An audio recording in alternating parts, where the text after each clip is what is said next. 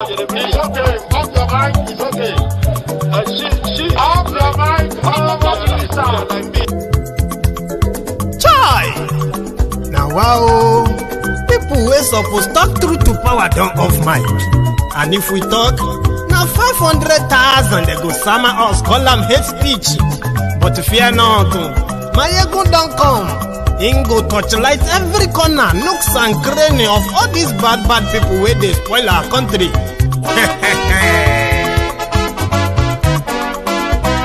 So my people make we laugh, oh yo yo. Maiyegun don come, oh yo yo. My people make we shout, oh yo yo. Maiyegun don come, oh yo yo. Maiyegun don come, man of the masses, oh yo yo. Maiyegun don come, oh yo yo. Maiyegun diary politico, oh yo yo. Maiyegun don come, oh yo yo. This one not the off in mind. Oh yo yo. Maiyegun don come, oh yo yo. Can in the touchlight every corner. Oh yo yo. Maiyegun don come, oh yo yo. Okay, some people be they holla say they want the power. Chai, them be promise us say we go get light and power. Them hustle sote they can't get the power. But now they know they do anything with the power. Every day, dollar just they get it higher power over naira. See them talk say make we off mind. But thank God say Maiyegun don come. So my people make you loud, oh yo yo. Maiyegun don come, oh yo yo. My people make we shout, oh yo yo. Maiyegun don come, oh yo yo. Maiyegun don come, man of the masses, oh yo yo. Maiyegun don come, oh yo yo. Maiyegun diary politico, oh yo yo. Maiyegun don come, oh yo yo. This one not they off in mind, oh yo yo. Maiyegun don come, oh yo yo. Person where they do evil, no one make person talk.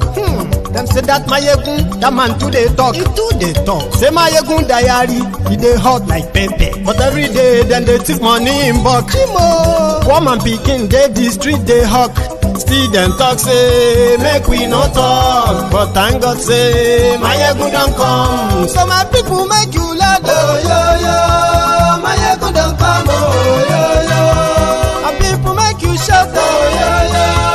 Maiyegun don come, oh yo yo. Maiyegun don come, man of the masses, oh yo yo. Maiyegun don come, oh yo yo. Maiyegun diary politico, oh yo yo. Maiyegun don come. Chai! Now wow.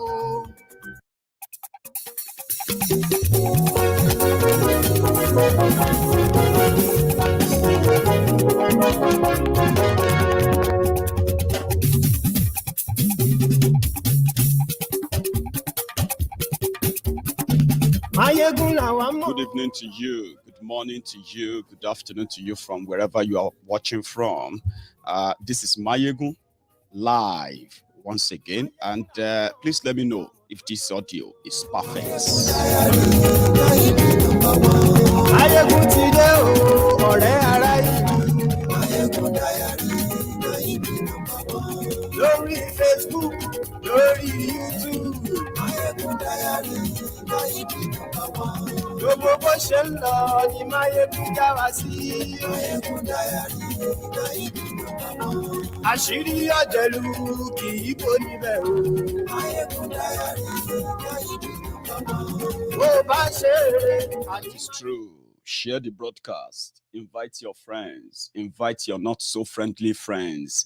Tell them that Maiyegun Maiyegun diary politico. No shaking tonight. I've fixed my audio, and I'm also going to take calls, especially for those who are live with me.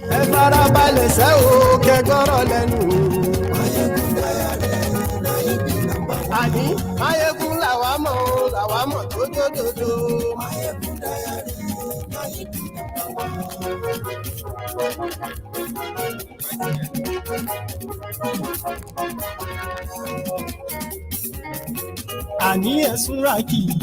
Maiyegun ti dé. Maiyegun ti dé. Ọ̀jẹ̀lú ẹ̀sùn ràkì.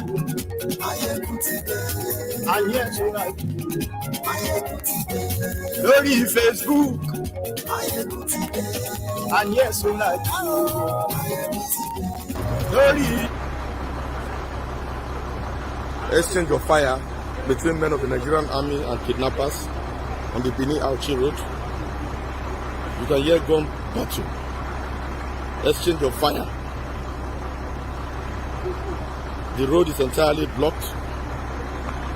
You can see commuters, vehicles and passengers are stranded. May God save us. I'm on my way to the Benin, to the High Court Ekpoma, to conduct my matter. But here we are. We are trapped. Kidnappers on the rampage. We must commend men of the Nigerian army who have taken it upon themselves to go after them. But then, you can hear gun battle.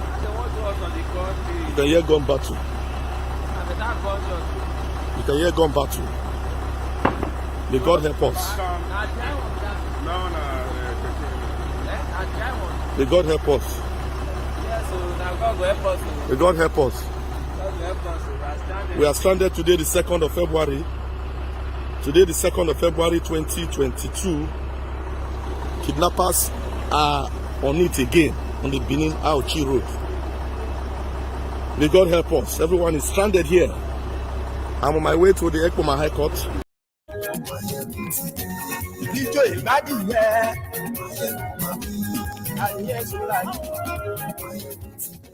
Thank you very much for joining me from wherever you are watching from. This is Maiyegun Live. And if you have read the caption of description of the broadcast, either on Facebook or on YouTube, you can follow this conversation because I'm going to be talking about a lot of things, okay? I'll use my own first 1 hour to talk about what I've described in this video. Starting with the statement, or let's say the confession of the former president of Nigeria, Olusegun Obasanjo. I decided to start from there today. His confession about the failure, it's not going to be the first time. They say that all the time. They know they failed, but he also said a lot of things. Most importantly, he said, they won't go away. All of this won't go away. You will all continue to do it our way, and you will continue to get the same results until you choose to do it your way and chase us away. I think I should let him say it in his own words. OBJ. Right level. Now, you see, you, Obina, you have everything going for you. And I don't want you to feel discouraged. Please, things are bad in Nigeria, but I believe it's only for a short time. Because it depends on you.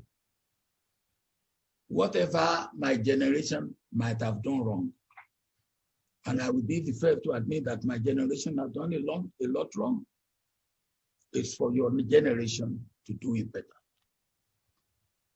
And don't just sit down and complain. Don't just sit down and complain. Sitting down and complain is like the anger of the cripple. You're on the same time, you will be on the same ground, on the same level, but you have to be proactive. And you have to make sure you get enough of what I call critical mass of people, like-minded people, who will be ready to say, yes, we can bring about a change. And you can bring about a change if you get the critical mass of people that are ready to slug it out. I always say, when people say, hey, well, when will this old hag go out of the way politically? They won't go out of the way. You have to make them go out of the way. They won't voluntarily go out of the way. You have to make it uncomfortable for them. I'm not talking of violence, but bringing pressure to bear to make it uncomfortable for them, they will go out of the way. Good.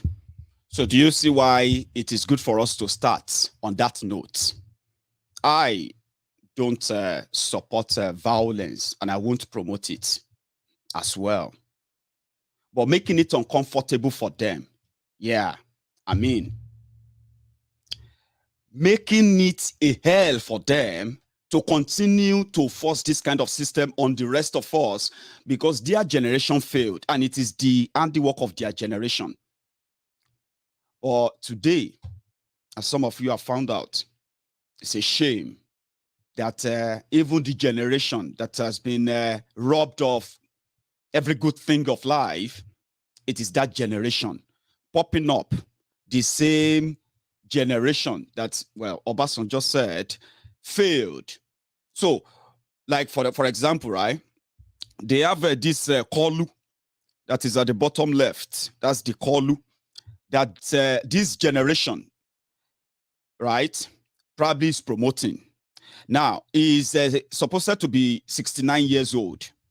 Now, when we put those who are supposed to be in that same age bracket, yeah, then we discover this. Make use of that wherever you can. I just thought I should share that with you. Now, talking about the failed Nigeria, Obasanjo didn't say Nigeria has failed directly, yeah? But he said things are not going right in Nigeria, which means he agreed with me. He agreed with most of you, my friends. He also agreed that nothing will change. The pattern remained the same, okay? And you will continue to follow the rule until you say no. On that note as well, I also agree with him because he is in the same bracket with us. The only thing that separates our own belief with the likes of the failed leadership or the failed leaders you have in Nigeria, yeah, is that some of us prefer to choose a different path, not a path of one Nigeria, which is the fraud, the lie they told for 62 years and cost us millions of lives. Well, maybe you probably wouldn't know. Millions of lives were sacrificed to keep that fraud together, and it continued to fail. So choosing a new path won't be a bad idea. But doing the same thing again and again will actually give you the same result. That's exactly what the parable of Obasanjo is there. If Nigeria remain one, the likes of Obasanjo will continue to be, well, rich, powerful, and whatever they are, while the chunk of the rest of the country will continue to what? Wallow in poverty. And this is where we have our difference again. To them, when they use that same word of Nigerians here, we know Nigerians are poor, it simply means that, well, are you a Nigerian? Are you poor? Yeah. But the action, the act of the government that actually led to that poverty, including how they dragged you into it simply because you are Nigeria, when you can actually have it differently if you are not part of that Nigeria. Let me explain that part. When they say poverty in Nigeria, poverty, who they are referring to? They are referring to my brothers, my sisters, your fathers, your mothers, aged people, Yorubas in Yoruba land. Same way you have to look at it when they say poor people in Nigeria, Nigeria poverty capital, right? Then you see the Igbos, you see the Ijaws, you see every ethnic nationality in that country. So me as a Yoruba man, I don't feel comfortable sharing in that one Nigeria misery when we can have an alternative option, a better one. So choosing a different path shouldn't make you the enemy of Nigeria. Because that's the point. When you say, you know what, you've tried everything, you've lied repeatedly to keep this Nigeria one, but you all agree that it has failed. But telling us to continue with the same pattern is just like telling us to continue the same trajectory of failure. So we can't expect anything different. So if we then choose different thing peacefully, That should be encouraged and supported if we do it non-violently, Abi. So that shouldn't make you unpatriotic. The real unpatriotic Nigerians start from the criminal leaders you have. There is no better opportunity to impact in the lives of your people in large number other than when you access the public office. It is the easiest way to impact lives of millions within your jurisdiction. So if you compromise, you are compromising the lives, our welfare, safety, and the economic survival of the millions of people. So you have to know that when you have the opportunity to either lead your country, lead your local government, or lead your state, in every capacity you find yourself, it is a capacity of responsibility that you are holding in trust for the people. So when you fail in that capacity, you can no longer turn around and say the citizens who choose something different and no longer want to follow that trajectory of yours are unpatriotic. Who is more unpatriotic than the people who have the opportunity to build real lives for you? Electricity shouldn't be something like a miracle in 21st century Nigeria. Good roads, good, well, funded healthcare, well built, well constructed and then equipped medical centers, health coverage for the largest chunk of the population, standard education that is affordable, not just affordable, accessible.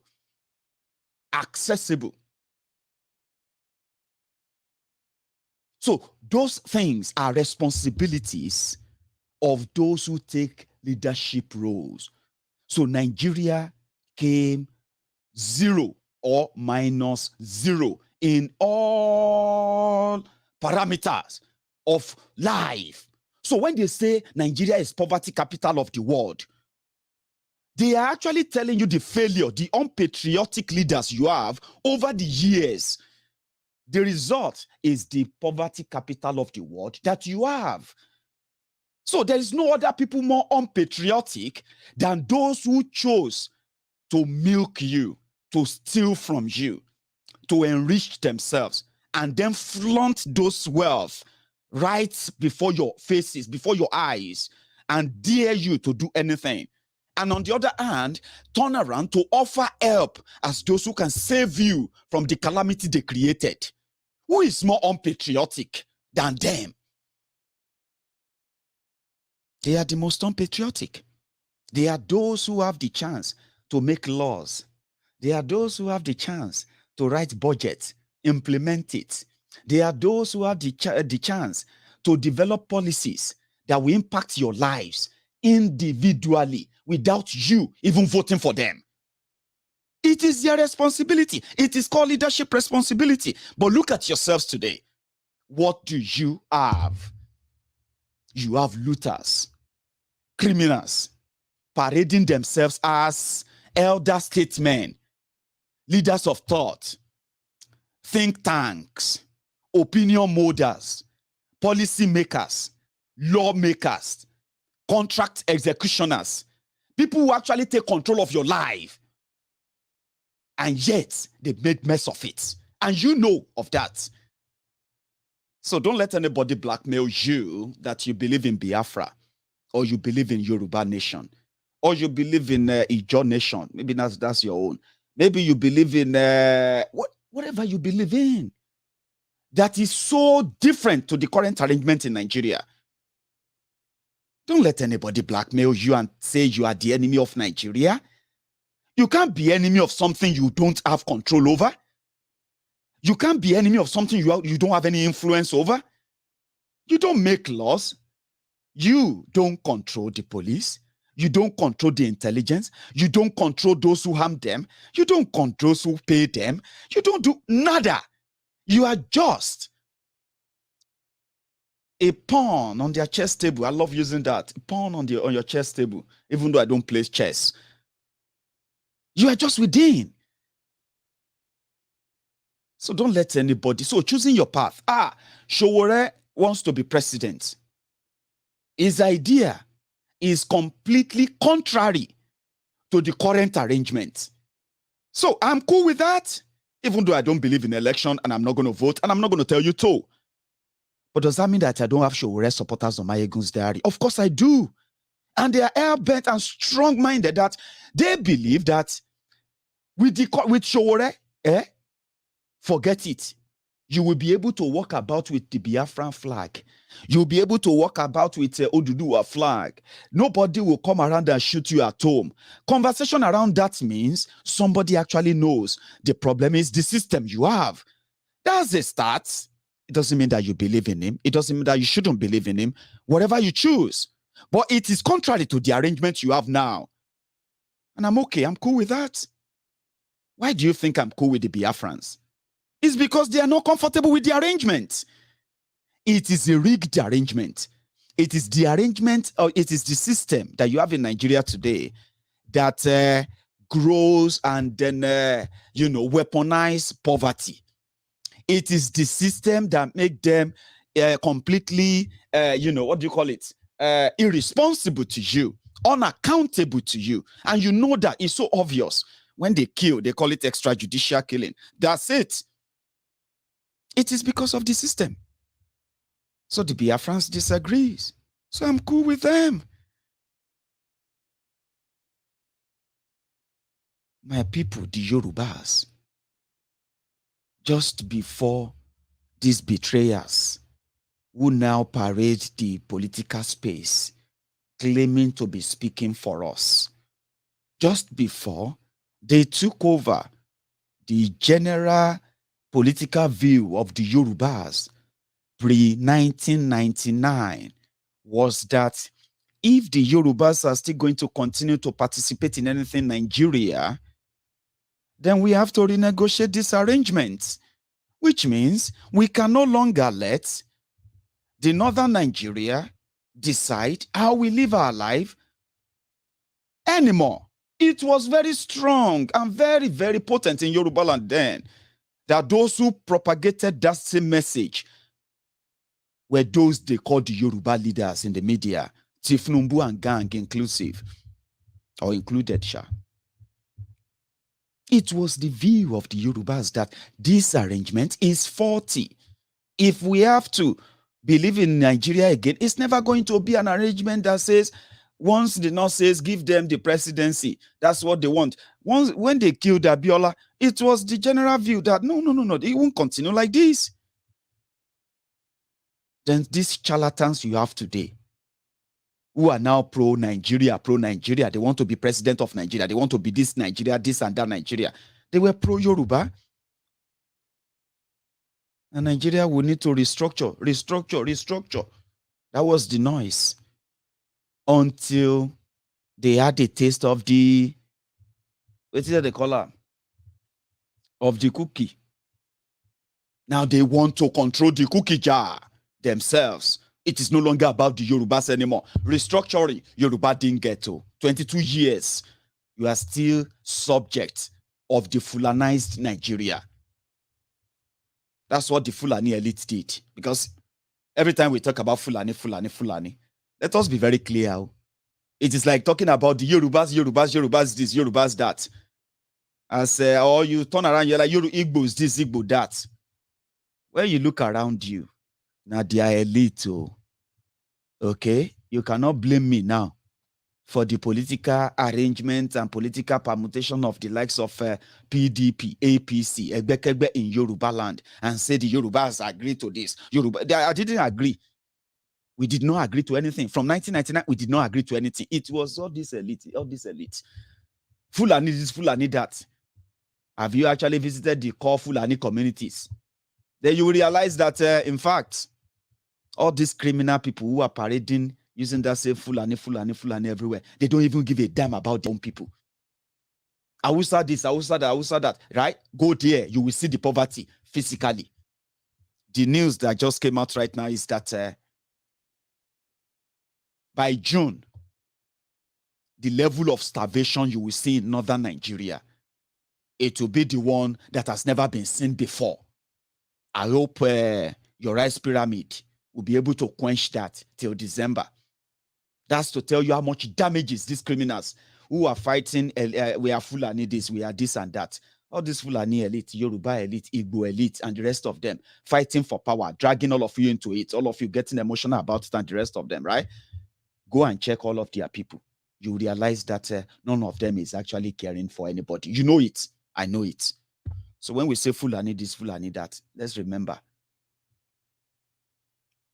they are criminal elite, as you have the criminal Igbo elite, Ijo elite, Yoruba elite, and the rest of all those elite from everywhere. Pro-Nigeria, one Nigeria. If our people are dying, who gives a damn? As long as they pay us, as long as we make money from it. If we are not going to make money from it, then we are going to tell our people to fight, because that's what they want. Why you fight in chaos? Then they will probably have their deal renegotiated. That's the point. So when I see people who disagree with them, they become my friend. As long as you are non-violent. I am never going to come here and celebrate you for promoting, for fighting the injustice in Nigeria, and then you are doing that violently and bragging about it. I won't come here to support you. No, I won't. I won't. Doesn't mean that you won't do your thing. Do your thing. But you are my friend on the side. So it is the same. Now, the failed leaders and those who have been using my name, my ethnic, tribe, and all of that name to claim to be speaking for me, somehow, all of that effort has shown that they have failed. What do you want to do? Give them another chance. And we have the evidence of their failure. It's right here, everywhere. You just choose not to see. See, when they make noise, they are building train, they are building this in Nigeria.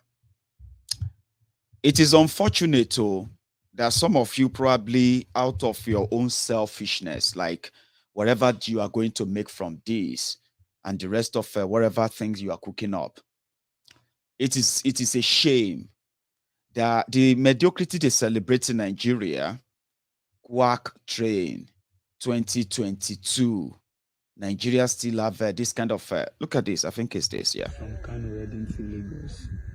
We have been here for almost 24 hours now. We haven't moved. We are stuck in the middle of nowhere. See bush all around. See bush all around. See how people where they are standing. We don't even know what to do now. We are still stuck in the middle of nowhere now. Please, you guys need to solve this problem as soon as possible. Right. You see that train? Before I talk about the incident, what happened? Nigeria is supposed to be the giant of Africa. Okay. Normally, Nigeria is not one country like that, or one people. Okay. When the people agreed to go for independence, then self-rule, the Yorubas, Western region, were the first part of what is today's Nigeria to ask to leave Nigeria.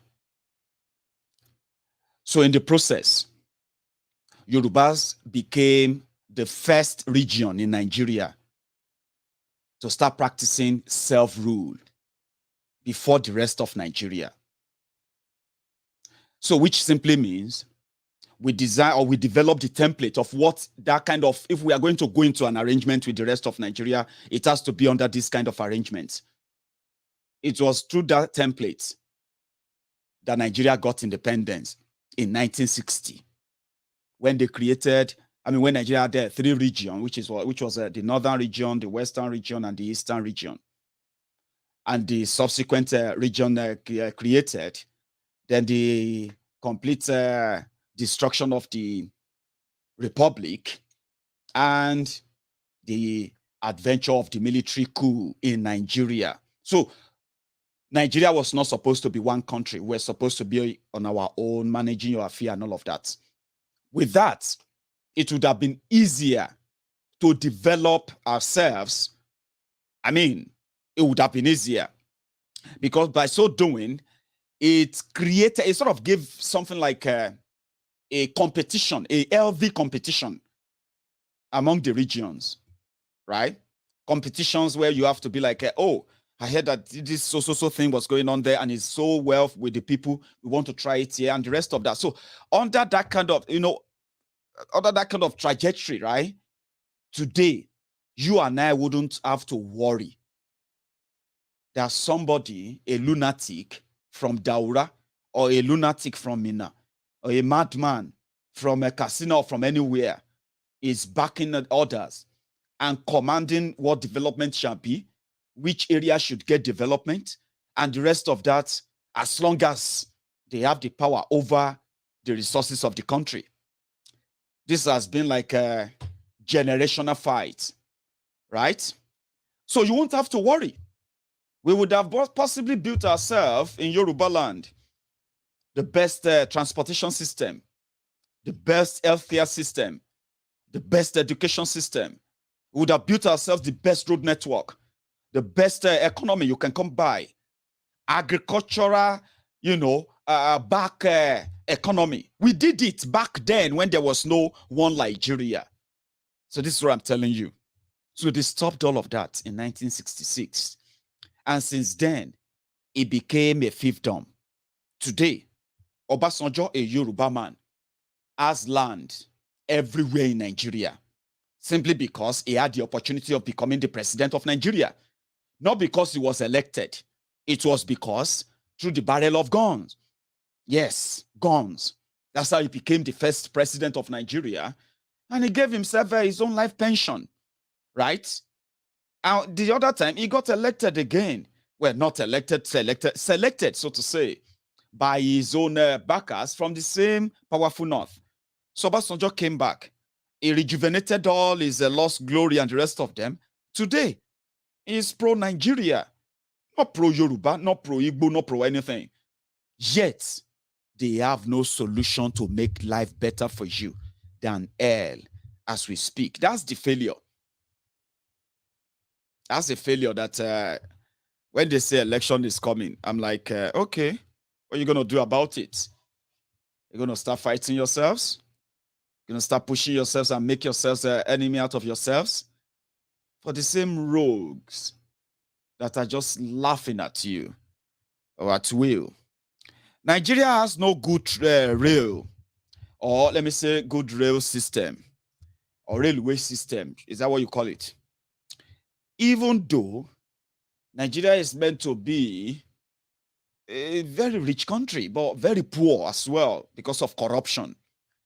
Under Boko Haram's government, Nigeria has borrowed more than $50 billion. I mean, if you have to add all of them together. It got to a point, they were even printing money. I mean, they couldn't make so much money, so they had to start printing money. Inflation is at the worst, but they have a way of fixing that, making it look like it's real. But right on the streets, the inflation is killing the people. So, Naira is devalued.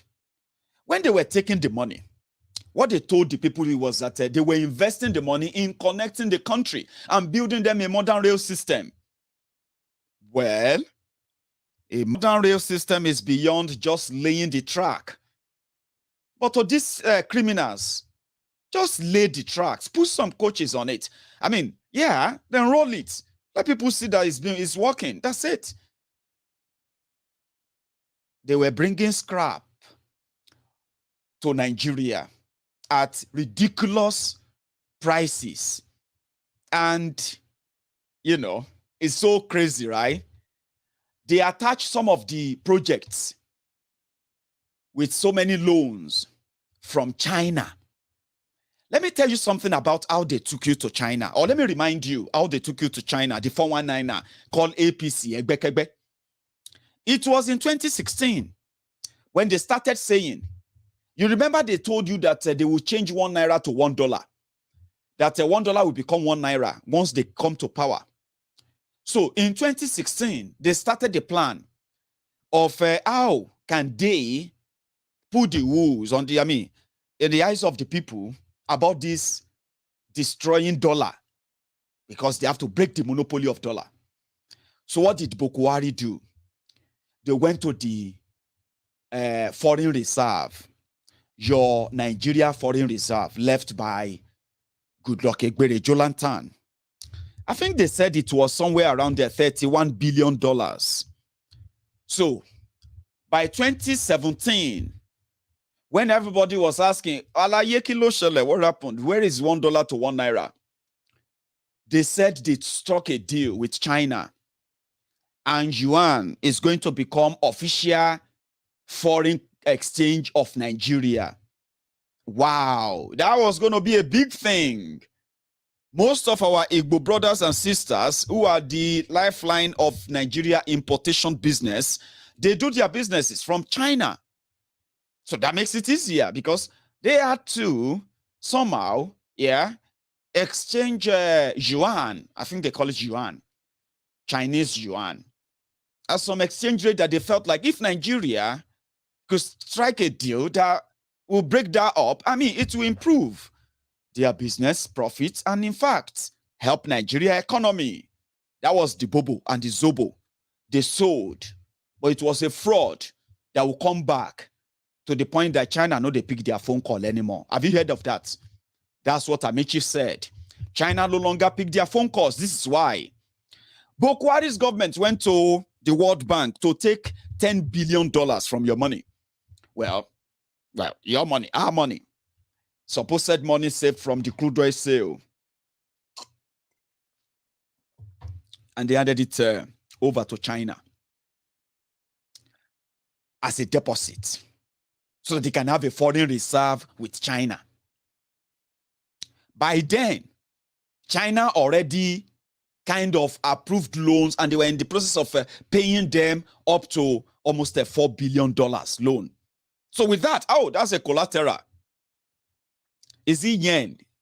No, Japanese yen. Chinese, no, come on. Am I damiloriru now? Now yen. Na yen, yuan. No, na yuan. You know what? Manage them like that. Now, so then confuse us, Sha. Anything with Chinese they spend, that's the currency I'm talking about. Sorry, they said I suppose no. Maiyegun, you suppose Google am. Make a Google am. Chinese currency. So that what is Chinese currency? You can see. Omo. Maybe like say China. Omo na yuan now. Why does it damn lori ru now? Ta ló ń pe yen yìí torí Ọlọ́run. Ẹ má dà mí lórí ru now. Something we say don't dey my brain for the past how many years? I know suppose write that down, because I know they write anything down. But this one where I'm telling you, they say if you are lying,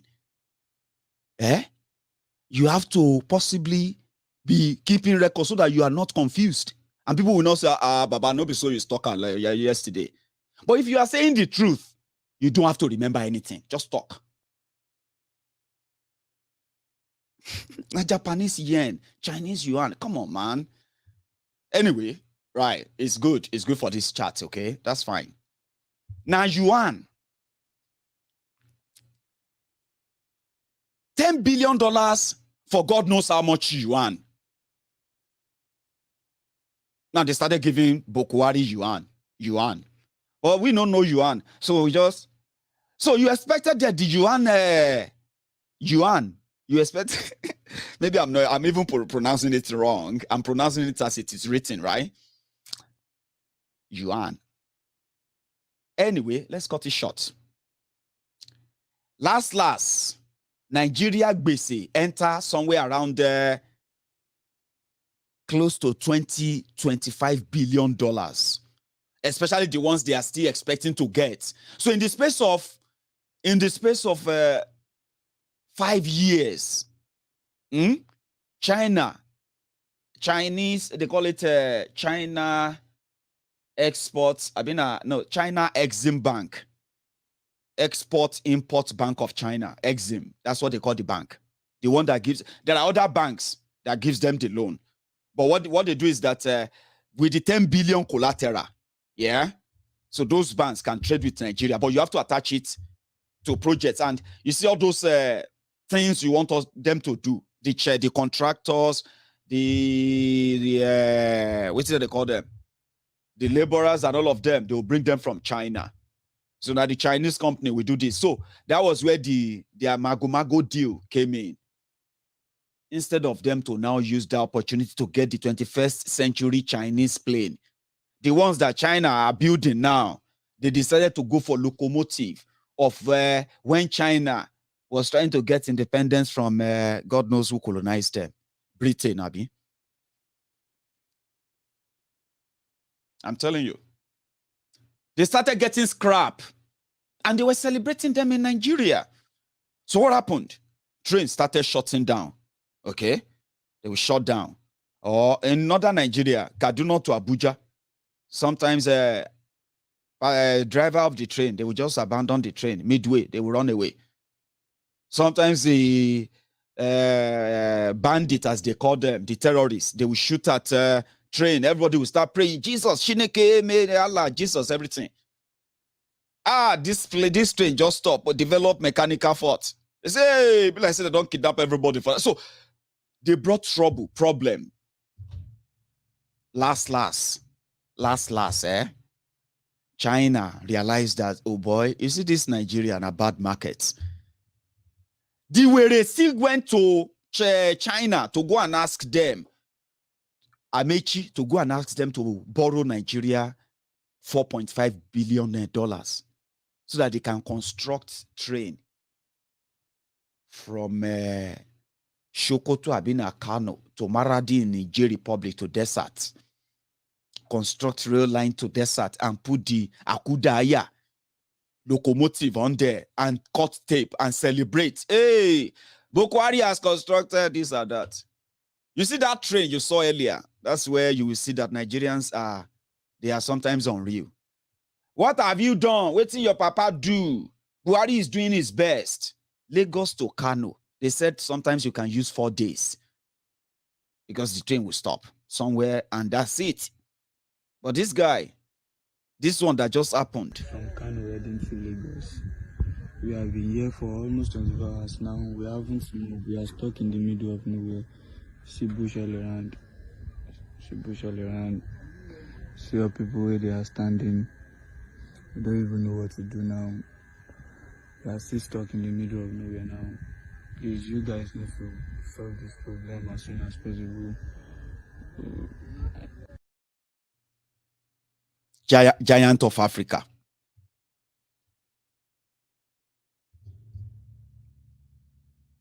You are hearing this billion.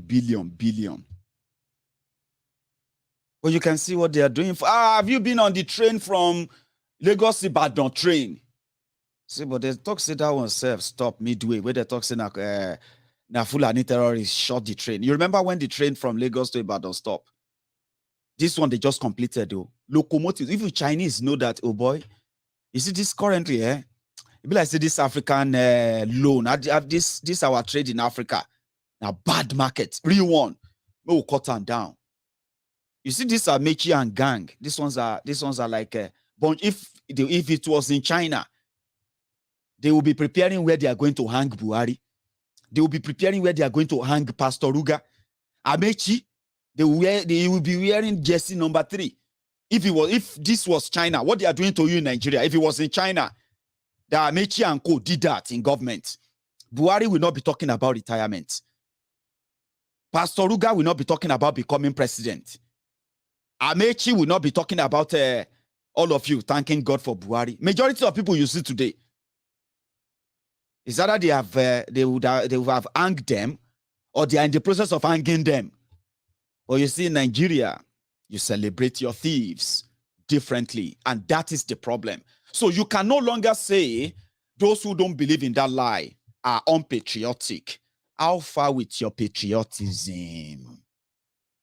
You see, Nigeria is not working. I didn't say that. I've been saying that. Or Obasanjo said it. And I love to repeat it. Sorry if he annoys you. Right level. Now, you see, you, Obina, you have everything going for you. And I don't want you to feel discouraged. Please, things are bad in Nigeria, but I believe it's only for a short time. Because it depends on you. Whatever my generation might have done wrong, and I will be the first to admit that my generation has done a lot wrong, it's for your generation to do it better. And don't just sit down and complain. Don't just sit down and complain. Sitting down and complain is like the anger of the cripple. You're on the same time, you will be on the same ground, on the same level, but you have to be proactive. And you have to make sure you get enough of what I call critical mass of people, like-minded people, who will be ready to say, yes, we can bring about a change. And you can bring about a change if you get the critical mass of people that are ready to slug it out. I always say, when people say, hey, well, when will this old hag go out of the way politically? They won't go out of the way. You have to make them go out of the way. They won't voluntarily go out of the way. You have to make it uncomfortable for them.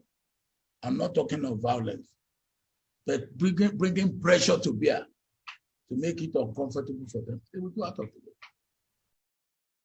And indeed, pressure can come in different form. And that is why I said I'm comfortable with everyone that is in complete disagreement with the system that has made us even poorer just before I become a victim, because it is going to be turn by turn, as we know, turn by turn, Nigeria limited. So if you mount pressure from everywhere. I love the legal pressure of the IPOB, just like I love the effort and the legal effort of our people in Yoruba land as well. Ilana Oodua, for example, and every effort of everyone who are making moves that are impacting the system. I love it. If you mount pressure on the system, I found out it will crack. And legal pressure sometimes can actually make a big dent too. We saw that when they unleashed their terror on the Yoruba Nation campaigners, self-determination campaigners, including self-defense campaigners. Oloye Sunday Igboho became their targets. They nearly killed him. They killed 2 people in his house. Nigeria is responsible for their death. See, just for the record, you remember the 2 people killed inside Oloye Sunday Igboho's house. These 2 people, they are friends of Oloye Sunday Igboho. They are not members of a Yoruba Nation campaign before their death. They were caught up in Oloye Sunday Igboho's house simply because Igboho said, defend yourselves. Nigeria is not going to protect us. Our people are dying. Our people are being kidnapped. Our people have become total strangers on their own fatherland. Defend yourselves. Nigeria went for him. He couldn't be protected, not even by the political class in Yoruba land. They sacrificed him and they killed these 2 innocent people.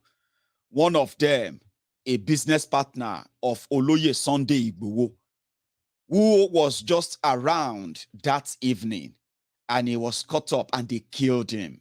They killed 2 people. So we didn't just go by to start crying. Yeah, we didn't go by and start burning or killing people as well. Some people actually took action. The action that is today on record. Yes, legal action. I love it. Legal pressure. I love it. So Igboho went to court and won. On the, what do you call it?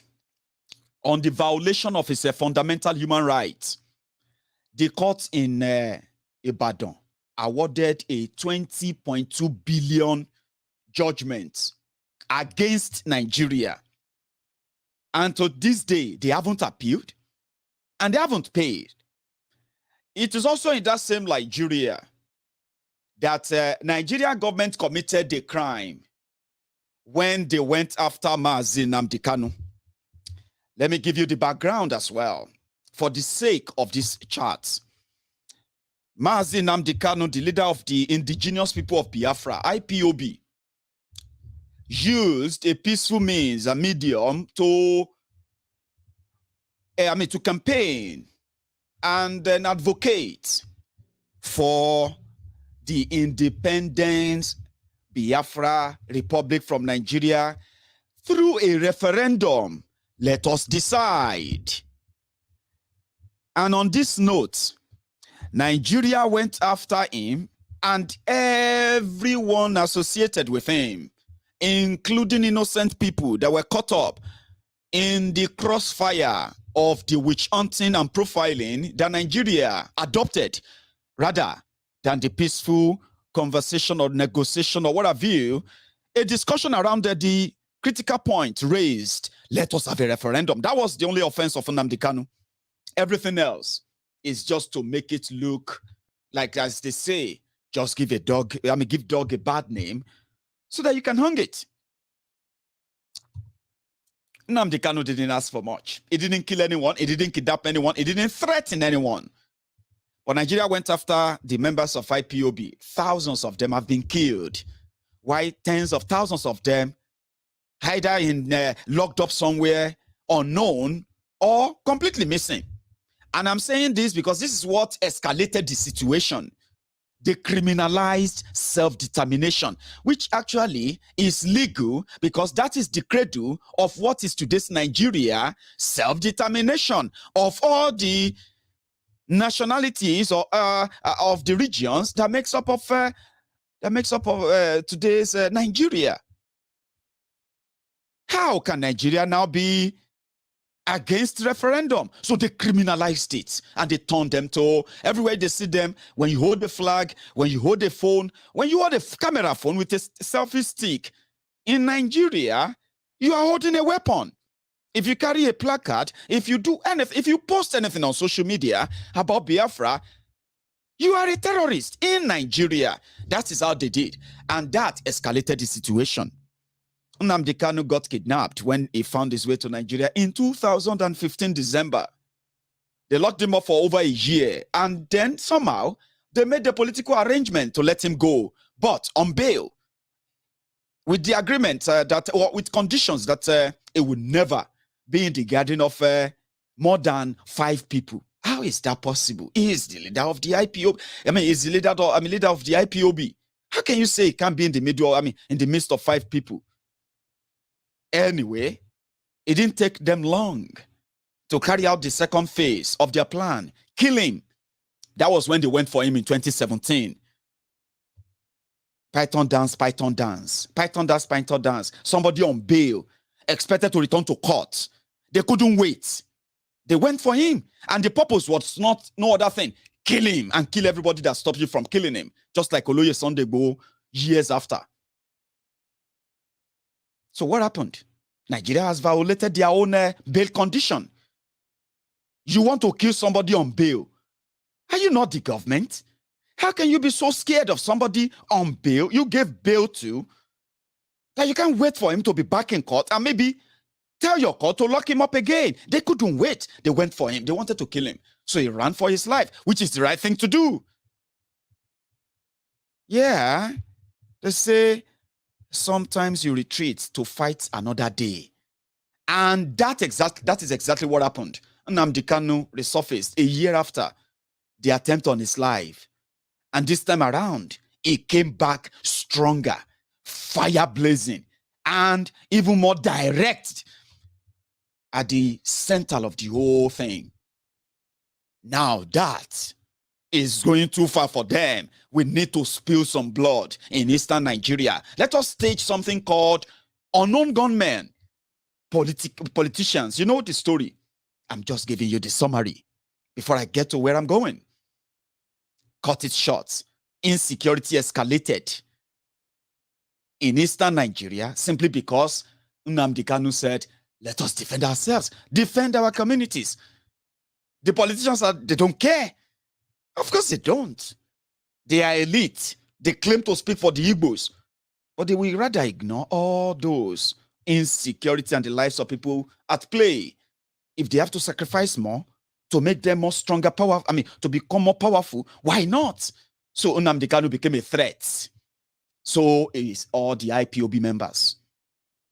Not just to the Nigeria, but to the Igbo elite, the political class. You know the story. Unknown gunmen was birthed. Insecurity in eastern Nigeria escalated. Ebubeagu was birthed. Their job is not to go after the terrorists. Their job is to go after every Igbo man and woman they can identify as IPOB member. Once you find them, tag them ESN, to the point that Ebubeagu had to kill their own victim on camera in Ebonyi State. Well.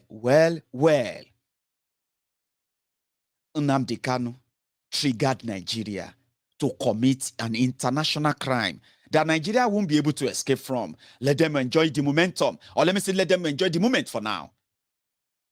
Extraordinary rendition. They kidnap a British citizen from another African soil without passing through their legal system. No extradition, no nothing. He was kidnapped and bundled back to Nigeria, only for them to start running away from their court again. But from 2015, Nnamdi Kanu is not the only one. Like some of you have witnessed in the last 8 months or so. Mazi Nnamdi Kanu's case have been adjourned, this and that. And, you know, it's the same, repeats again and all of that. It's always deliberate. Trust me, it's deliberate. As Mazi Nnamdi Kanu got a bill in 2017 or so, there were other people arrested with him. Some of them you probably don't know. They're the same legal team handling every legal case of Mazi Nnamdi Kanu for IPOB. They are also those handling the case of this guy. So, when Mazi Nnamdi Kanu got to Nigeria, when they kidnapped him to Nigeria, his lawyer said, listen, whatever prompted you to do this, you have committed a crime. Now, it is not just, you have a case against Nnamdi Kanu, Abi? Of course. But you forfeited that right to that case the moment you didn't wait for court and you went and you made an attempt on his life to kill him. You have forfeited that right. Now you have kidnapped him. So this is going to be case inside case. So don't rejoice. Don't go about and say, we caught him, we have him. Go, if you like, speak in Hausa. If you like, all of you should do party. This is a legal matter now. Are you ready for it, Nigeria? Or just the braggadocio of we can do this, we can do that? No, you can, but you are never going to get away with it. Now, that's the stage we are. That's why they are not coming to their court. So what did Nnamdi Kanu's lawyer, what did they do? They went to court, a separate court, to sue Nigeria and sue Malamu, sue everybody that should be sued for the extraordinary rendition of Mazi Nnamdi Kanu with Kenya. Took the case to Kenya, took the case to UK, took the same legal case to US, and now they are like firing from all cylinders. And trust me, if you pressure the system, it will crack. We just haven't tried. And I love the legal part of it. So within 2 sittings, the court just gave the judgment as well. We need 500 million Oh, I don't even know. I can't remember how much the legal team of Mazi Nnamdi Kanu demanded for. But you know what? The court just gave them a 500 million. I think they demanded for 5 billion or something. I'm not sure. So that means if you fight enough, by all means, use everything you can, whatever you can do, the system will bend, it will crack, it will crash, and Obasanjo's word can actually be useful on its own. So that is not just the victory.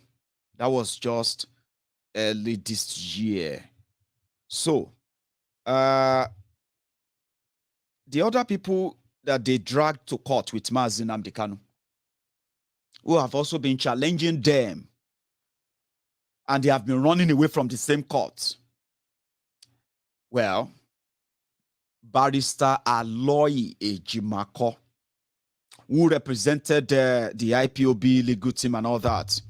So they got a judgment against the lawless Nigeria Attorney General, Malamu. Even though people say it's a patrician. No, it's just like a fine. You say you call them, you say you have a case against the people agitating for or advocating for the independence of Biafra from Nigeria, asking for a referendum. But yet you are running away from your court for years. So I think one of the judges then today was like, no, I've had enough. And this happened.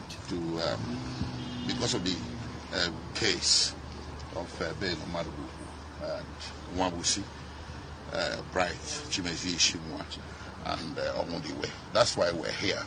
The hearing has just been concluded. The government side didn't show up, so the court ordered the Attorney General to pay a cost of 50,000 naira each to the defendants. So totaling 200,000 naira. So right now, it's only that the federal government is owing 1 billion. They also owe 200,000 naira as well. So here we are today. The law says you better prove what you're accusing people of doing. This case, cases have been lingering since 2015, and we're here 2022, 7 years, and the government has not offered one scintilla of evidence to show what crime these 4 individuals committed. So it keeps going on. It's a charade. Well, let's see what happens. And the case has been adjourned to March. And at that next adjourned date, we see what applications can be taken to end all this travesty of justice. Thank you. Okay, sir. Thank you, sir. Thank you for your audience, sir. Okay. But keep waiting. I just want to say the general thing. I thank God for one thing. My happiness is that because of this matter, I have been able to spend time in Nigeria. Before, I don't know anything about Nigeria, But now, I can say that I have known as much as I can know about Nigeria. And I find out to know who are the real problem of this country, called Nigeria. Okay. And I thank God that I'm not one of them. I'm not part of the problem of the country. But those that are the problem of the country, they know themselves. They know themselves. And the people that's supposed to talk about them are shying away. That's why things are keep going wrong. But I believe, as far as there is God, there must be justice in this country. And that's what I So I hope I've somehow bring you up to date now. Yeah?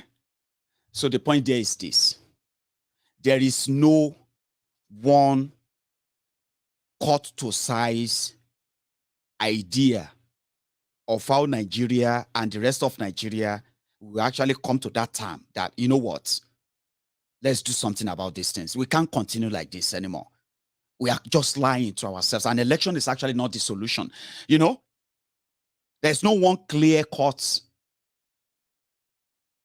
idea or templates. That is why I support every effort to bring this, use everything that you can to bring the system to its knee. It's not working for you. And don't ever feel guilty about it. When I was speaking to the Ilano, and they gave me the idea of what kind of legal move and asks that will force the owners of Nigeria, as they call themselves, including their backers and their financiers and their interests all over the world, to agree that, you know what, for us to let things, for things to really get better, to avoid war that will be like, you know what I mean, a real one, we have to ascend to let these people come together, or else they will start killing themselves. And that must be avoided, even though, as much as we pretend, Syria, where they are fighting war, the people that are dying in Syria every day, they are not up to 2%, 2 or 5% of people that die in Nigeria every day. Meanwhile, to the rest of the world, Nigeria is not at war. Nigeria must not get to war. Nigeria must not end in war. No. Nigeria must not be like Syria, but in Syria, where they are fighting war, the number of people getting killed there in a week, in a day, in a week, you can't compare that to Nigeria. Yet you are not at war. So Ilano believe that if you challenge the system, people haven't really, hacked it. Normal. Most actions that people have been taking are just like actions like those who are there right now, milking us, sharing the whole thing, right? Those who believe that they own us, they own everybody. Yoruba, Hausa, Igbo, this and that, we are all one. Shut up your mouth. You don't know what you are talking about. There hasn't really been a real thing to we were expecting them to be the one to change to what we want. We want them to give us referendum. We want them to change the constitution. But they won't. But there are some things that will eventually turn them to illegitimate existence, illegitimate body. They will no longer be seen as government. Then you have to do it kind of legitimately too. So when the Ilana were telling me, when they have I was like, well, that's good. I love that. Everyone that has challenged the system has won. Go and check. All the people they arrested illegally. This, they have been unable to bring any evidence. Therefore, they have been unable to prove any case. But what they actually wanted to do is lock them up. Just lock them up here and there. All that in a temporary. And that is why I love the legal part of it.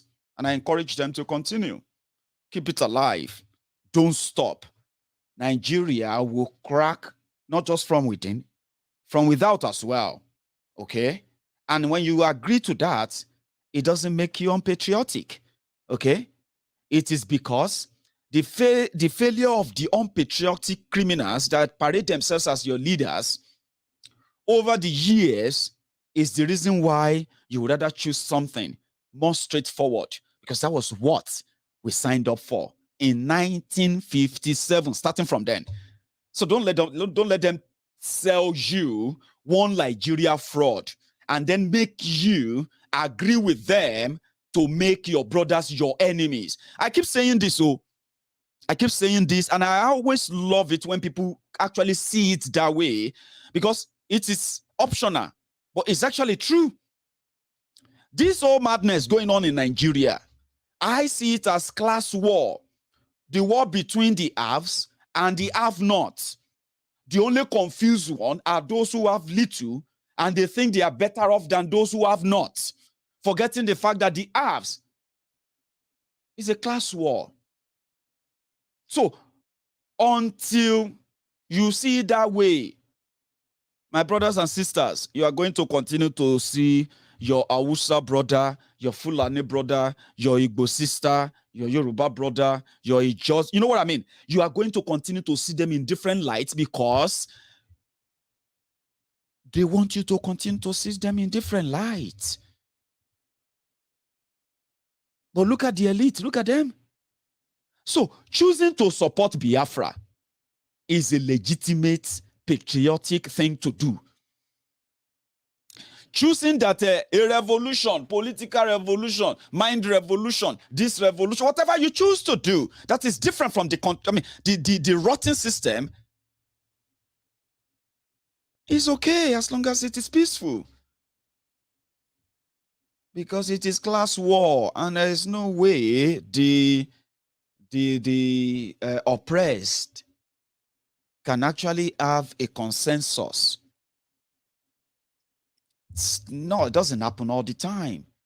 And in Nigeria, it is more difficult because the template they put Nigeria on is a fraudulent one Nigeria that underneath it, it is riddled. It is, sort of rotten with religious, tribal, and what have you, bigotry, whatever you can think of. That is the foundation of the fraudulent one Nigeria. Where everybody, they work with their own dagger, like I said yesterday. They are working with their own knives, looking for who to stab, take my turn, it's my turn, and you know what I mean? So it's so difficult to have a united, oppressed people of Nigeria. Imagine if they say you should go and have a political party. I would say, oh, why not all the oppressed people of Nigeria create their own political party? United, oppressed. No, how can we phrase it? Oppressed Nigerians United Party or political party. ONUP.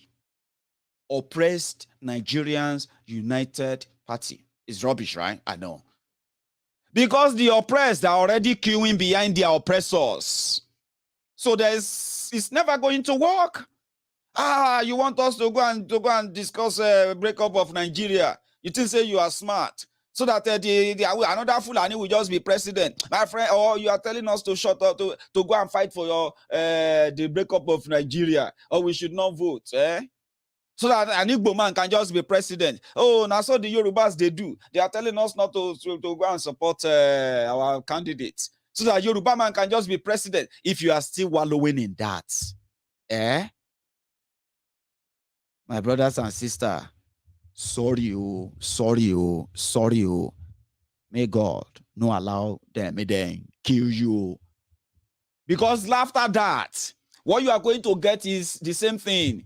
Then tiagas him, then tiagas his head, slap him, then canvas him, beat him, then lock him up, will be your portion. It's not me. It is what the system is. So the oppressed are already divided. How can you have a united one? When a section is shouting, Allah, Allah, Allah, Allah is the greatest that is going to choose our leader. On the other side, others are saying, Jesus Christ, God, our God is going to, you know what I mean? Religion divided, and at the same time, the oppression, the poverty, the whole thing I've been talking about, that should have been the united force, is missing because we don't speak the same language. We don't worship the same God. I mean, you see, it's so easy when they say, we are all worshiping the same God. Baba, wait till Nigeria religion crisis starts. And they can say, hey, Christian this way, Muslim this way, Olorisha that way. Say all of them they go. You see, some of us they believe say some of us when we be Christian, we are not Muslim, right? Automatic hellfire. You know, I think the two religion agree that people like me hellfire straight. So wait till the religious crisis start, and they will say, hey, Christian this part.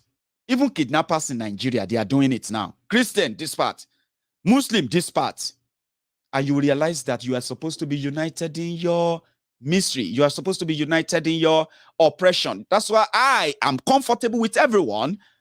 And sometimes that confuses some of people. They will say, Maiyegun, what are you supporting exactly? Well, I'm supporting your critical, subconscious, and conscious mind to think critically that it is the same oppression you are complaining about, marginalization, corruption, and every other thing you've complained about that prompted you to feel like, you know what? Nah, I'm going to have to join Biafra. Nah, I'm not going. I will never be part of Nigeria again. When you look at it critically, you are going to be talking about the marginalization. Yeah, you're going to be talking about the profiling. You're going to be talking about the oppression. When you meet a Yoruba man, I say, hey, what do you want? We want to restructure Nigeria. This country is not working and all of that. Why? Marginalization. We want Yoruba nation, break it up. And I say, okay, why? Marginalization. They are stealing from us. They don't let us control our money. The same complaint. They control everywhere. This is not great. You know what I mean? The same complaint. Go to the middle belt. Oh, why do you think you want to control your own stuff? I say, yeah, because Nigeria is not working for us. Then why can't you unite? Why are you? They say, oh, revolution now. Revolution, yeah. Revolution, yeah. We must fight this fight before we die, yo. Revolution, yeah. Then the Biafrans will be like, it will be revolution. You are wasting your time. Let's fight and break everything up. Why? Don't be the same thing, push all of that to the same thing. If you see it that way, that's how I see it. That's why I'm comfortable with all of you. And I'm not supposed to confuse you. I'm just trying to make you see that it's actually the same thing that pushes everyone to this, to the brink, the precipice, they call it. The brink, the cliff. But the religion, the tribal, we don't get the same language. If you talk now, they say, you see that Yoruba man, we don't talking batting. That's why I don't like all this Yoruba. When they are saying something serious, they will change it to batting. So we'll be like, you see, this Igbo, they know they talk straight. Every time when you go to their midst like this, now all Igbo, they go, they talk. And you know, go to hear what they talk. That is the problem. Are you not seeing it? I know they hear you. You know they hear me. Fulani they talk, I know they hear them. If I they talk, Hausa, no, they hear me. We know they hear ourselves, but we they claim one Nigeria. How do you think we can be united to fight the same oppression? Never. So people now said, no, they fight in parts. That's why I appreciate every effort. The system is not working. The whole world knows that. The whole world can save Nigeria. Nigerians can save themselves. Don't join them in the whole charade and scam.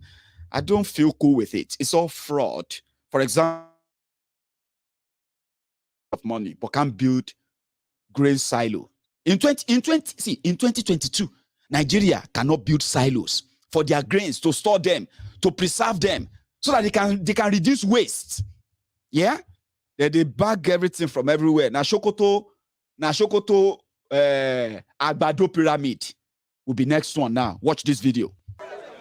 It took about 50 laborers 2 months to build these rice pyramids in Abuja. 2 weeks after the inauguration of the pyramids, the evacuation of the rice paddy is still in progress. The process of evacuation of the rice is not as easy as when the rice was brought in. The truck that will evacuate the rice paddy have to go through a process of weighing before and after loading of the produce. Allocation was given to various millers across the country by the Central Bank of Nigeria. So each miller was given a certain quantity of paddy. As the rice pyramids here are being leveled to the ground, another pyramids are being erected in Kaduna. And that will be for maize. Thousands of maize bags will be used to form the pyramids here in Ungwansarki in Kaduna North. The initiative is part of the Anchor Borrowers program of the Central Bank of Nigeria. We want to do this pyramid in order to showcase the success and the achievement of the Anchor Borrower program and to acknowledge what Mr. President has done to maize farmers in Nigeria. Maize establishment. See, because of our time, right? I've been laughing. That is Nigeria, right? That's what they do when they want to celebrate that they've constructed rail line. Yeah, they will carry coach, the coaches on the train, right? They will take like 2 coaches, and they will put them on trailers, and they will move them from one place to another, and they will be commissioning. Oh, congrats, Mr. President just opened Itakpe, Abuja, Kogi rail line. Congratulations, our people. They will take pictures. After they finish, when everybody don't move, they will put all those cars, they put them on another trailer, move them to another place. Now, paddy rice where they never even process. It's called paddy rice. You know, paddy rice are the rice we still get those shell on them. That's the rice they are now moving about to pyramid here, pyramid there. Is that how the 21st century are storing food? You know, go better for people who still want us to keep up this one Nigeria this way. See what they dragged us into. Singapore, where is that place? Thailand or wherever they are buying rice and bringing rice from to Nigeria. They are not building pyramids, though. They are building silos. They are storing their grains. They are reducing waste. They are not transporting them from one state to another for political campaign 2023. I don't know. They say na juju. I mean, I don't believe say na juju. They worry some people. When poverty is weaponized, trust me, just pray that it doesn't catch up with you. And in this case, more people are falling into that poverty because those who are supposed to be patriotic Nigerians in charge of your destiny, in making decision or borrowing money for you, they have run you aground. Make us save my sweat for everyone who probably want to call in. So I'll be adding my Jara when you call in. Okay? So, but before I start taking calls, let's take the usual tea break. Where's my swear? As usual. Right.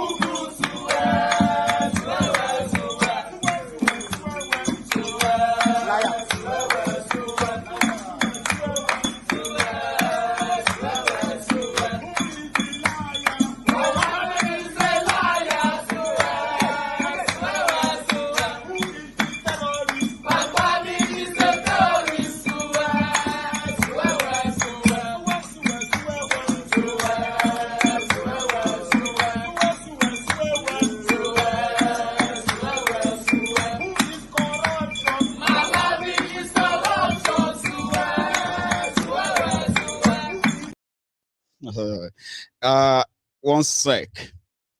Hello there, can you hear me? Yes, sir, I can hear you. Amazing. Now, this is Maiyegun live, and who am I speaking with, by the way? Thank you. My name is Adewale, also known as the African Wahala. African Wahala, brother. You are live. Yes, everybody sir. Can hear you loud and clear. Me too. Thank you very much, my brother. I just wanted to say that all the evidences are out there that the next election is going to be a joke. To be fair, most people on Mayegun's diary political, they know this. That's right. But there are still many people listening that are not convinced yet. You can try to rally your support behind Peter Obi, behind even Amaechi Sowore. As much as I love Sowore, I don't want him to be the president because you can't pass. You will fail.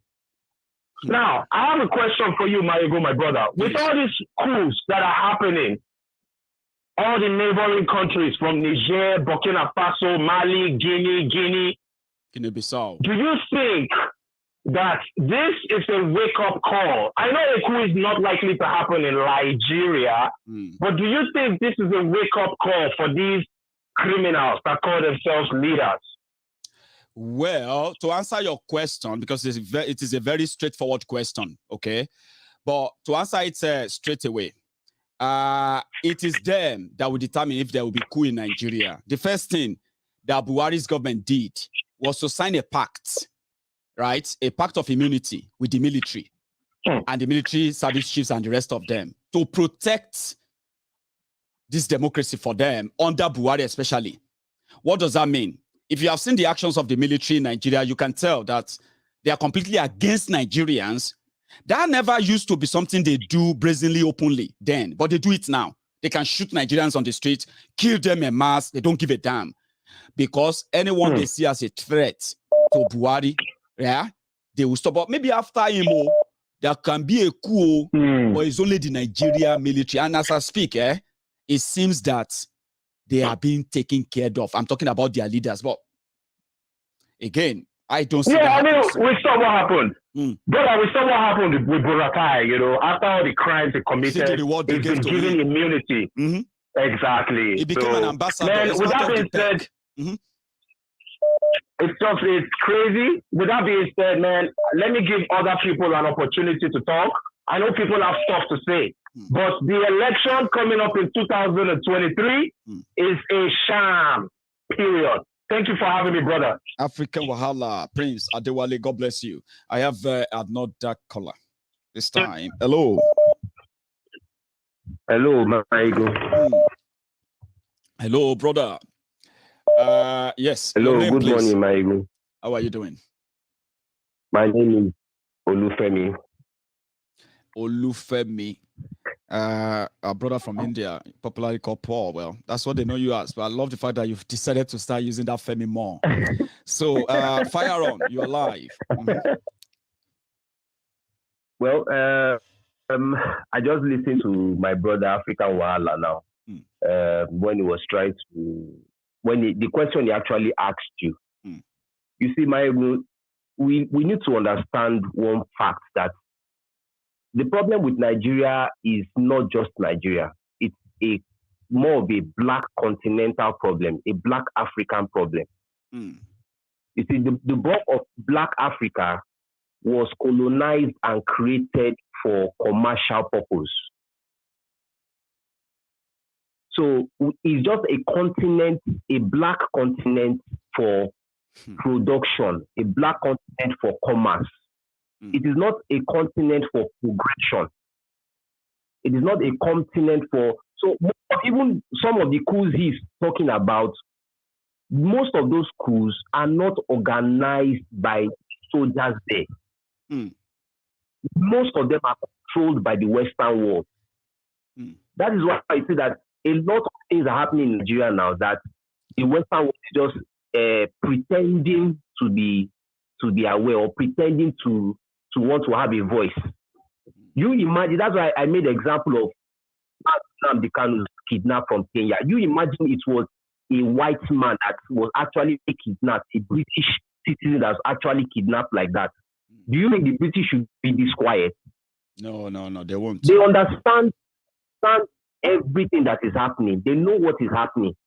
Nigeria is too big to break up for them, because Nigeria is a cash cow for them. So they understand all these things. But I'm happy that our eyes are opening. More people are getting enlightened. So, it's just like a time bomb, and we are getting towards the point when it will explode. Thank you, Maiyegun. Thank you so much, Baba. I have another caller on the line. Let's see. Mayegun Hello? Ìkàlẹ̀ o, ìkan tí màá yẹn sọ tòótọ́ ni o. Tẹ́ bá mọ̀, ẹ̀yin owó reason tí London ṣe wà lórí Adéyínká grandson ni. Kò ń ṣe torí ti Biafra, kò dẹ̀ ń ṣe torí ti Fúlàní. Wọ́n lò yẹn as an excuse ni. Adéyínká grandson láti 4 years ago ló ti ń sọ nǹkan tí British ń ṣe fún wa. Ó ń sọ pé ní airport wa wọ́n gba 35%. Ó ní port wa wọ́n gba 40%. Gbogbo kíní àṣírí London tó ń tún yẹn, òun ló ń bí wọn nínú o. Bíkọ́ tó bá jẹ́ torí ẹ̀ ní kí ló dé tó ṣe ti gba Kánú lẹ̀ níbi tó gbé sí. Ṣé fẹ́ ní wọn náwó sí bí Sunday Igboho bó ṣe wà ní Kótónú ni, ẹ má jà tanra wa. Ṣé fẹ́ ní wọn mọ ohun tó ń ṣe ni, ìgbà tó rí pé gbogbo àwọn ìlú tí France colonize wọ́n ti ń gba wọn lọ́wọ́ France, torí ẹ̀ lọ ṣe ní Igboho ní Nàìjà. Kọ́ make sure power náà gba independent, káwa má bọ̀ lọ́wọ́ wọn. Ọmọ pé tá a bá ti bọ́ lọ́wọ́ wọn gbogbo ìlú táwọn colonize máa bẹ̀rẹ̀ sí ní jábọ̀ ṣebí Mali ti kó lọ́wọ́ wọn ló ti kó lọ́wọ́ France. They know what they are doing. Ṣé wá nǹkan kan tá tún wá ṣe mistake Mayegun? Tí gbogbo yóò mọ̀ pa ṣe ní mistake ni. Burundi change wa slave ni wa o. À ń ṣe ọmọọba. Burundi change lẹ́kọ̀ọ́ ta ló ń control Fúlàní lódìdí ilẹ̀ Yorùbá. Sọyẹ Yorùbá tó ní Burundi change fún mi Mayegun mo fẹ́ gbọ́. Àwọn Fúlàní ò fẹ́ ká lọ. Wọ́n dẹ̀ mọ̀. Ìlú Yorùbá mélòó ló ní money rate exchange rate ní north? Iná àti àṣìṣe no matter how much we make. A tún máa lọ ṣèǹjẹ lọ́wọ́ Fúlàní ẹ jẹ́ sọ pé à ń ṣẹ́rú. Tó bá ṣèdówó sí báǹkì, àwọn báńkà àwọn cashier níbi àmà sọ fẹ́ pé àwọn ọmọ àbókí tó máa wá ṣe fún ẹ. Tí àbókí bá ṣe fún ẹ, ṣọ́dọ̀ Yorùbá ló ń kó lọ ní. Wọ́n wá náà rí Sunday Igboho tó ṣẹ́wó. Wọ́n ní access sí gbogbo ilé ayé wa bìkọ́ Fúlàní tí ló ń control wa. Ọlọ́run ló mọ bá ṣe máa bọ́. Wo Dangote control monopolize the market. Dangote tún ti fẹ́ ṣe mọ́tò. Mayegun ìlú wo nìyàn kan control market? Wọ́n wá open market fáwọn Yorùbá láti lè produce nǹkankan. Mayegun mo fẹ́ kó ṣe ṣòǹdó kan. Kó gbé product tí wọ́n máa ti ń ṣe síta. Kó gbé product táwọn coach brothers ń ṣe síta. Kó wá wo anything ni kò fi ṣe kó wo iye èèyàn tó ń ṣe kinní yẹn. Ṣé mo pé èèyàn kò lè monopolize market láti increase the price? Because alternative wà ń bẹ̀ fún yàn láti rà. Tó bá fẹ́ ra spaghetti l'Amẹ́ríkà, spaghetti tó wà l'Amẹ́ríkà ó lé ní 40. Walmart máa ṣe tiẹ̀, Target máa ṣe tiẹ̀, Hyde máa ṣe tiẹ̀, àwọn coach brother máa ṣe titi wọn, àwọn Kellogg's máa ṣe titi wọn. Èyí tó bá ṣìpù jù lọ máa mú. Wọ́n ti cement wa ní Ṣàgámù. Wọ́n wá gbé fún àwọn mọ́là méjèèjì. Wọ́n wá ní àwọn ní first and second olówó ní the whole Africa. Mayegun dẹ̀ náà ń ṣe ọmọ ọ̀dọ̀. Èmi fẹ́ kẹ́ ṣe ṣòǹdó kọ̀ọ̀kẹ́ kọ́ àwọn product yẹn jáde kẹ́ lè fi ṣe example. Tó bá jáwọn tó ń ṣe cement tó 100 ó tó bí 20 àti 30 ní Mayegun.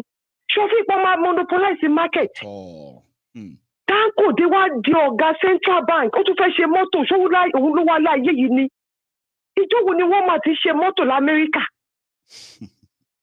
Ford ń ṣe mọ́tò, GMC ń ṣe mọ́tò. Mayegun we are in big trouble tá a bá gba wa lọ́wọ́ àwọn Dangote yìí o. Okay, ó dàbọ̀. God bless you, ma. Ẹ ṣeun gan, ma. That's a long one from my caller there. So I'm going to try to summarize that for all my friends who don't understand Yoruba. Okay. She's so concerned, more importantly, how the the Fulani, according to her, they have taken control of our lives, and starting with Adeyinka grandson's case, talking about it's not just about his open hatred for the Biafrans or the Fulanis that made the British to go after grandson. It's pretty much like the detailed expose of Yinka, which according to her, from what she heard, the Fulanis control 35% of our airport revenue. They control 40% of our port revenue, and then they leave us with nothing.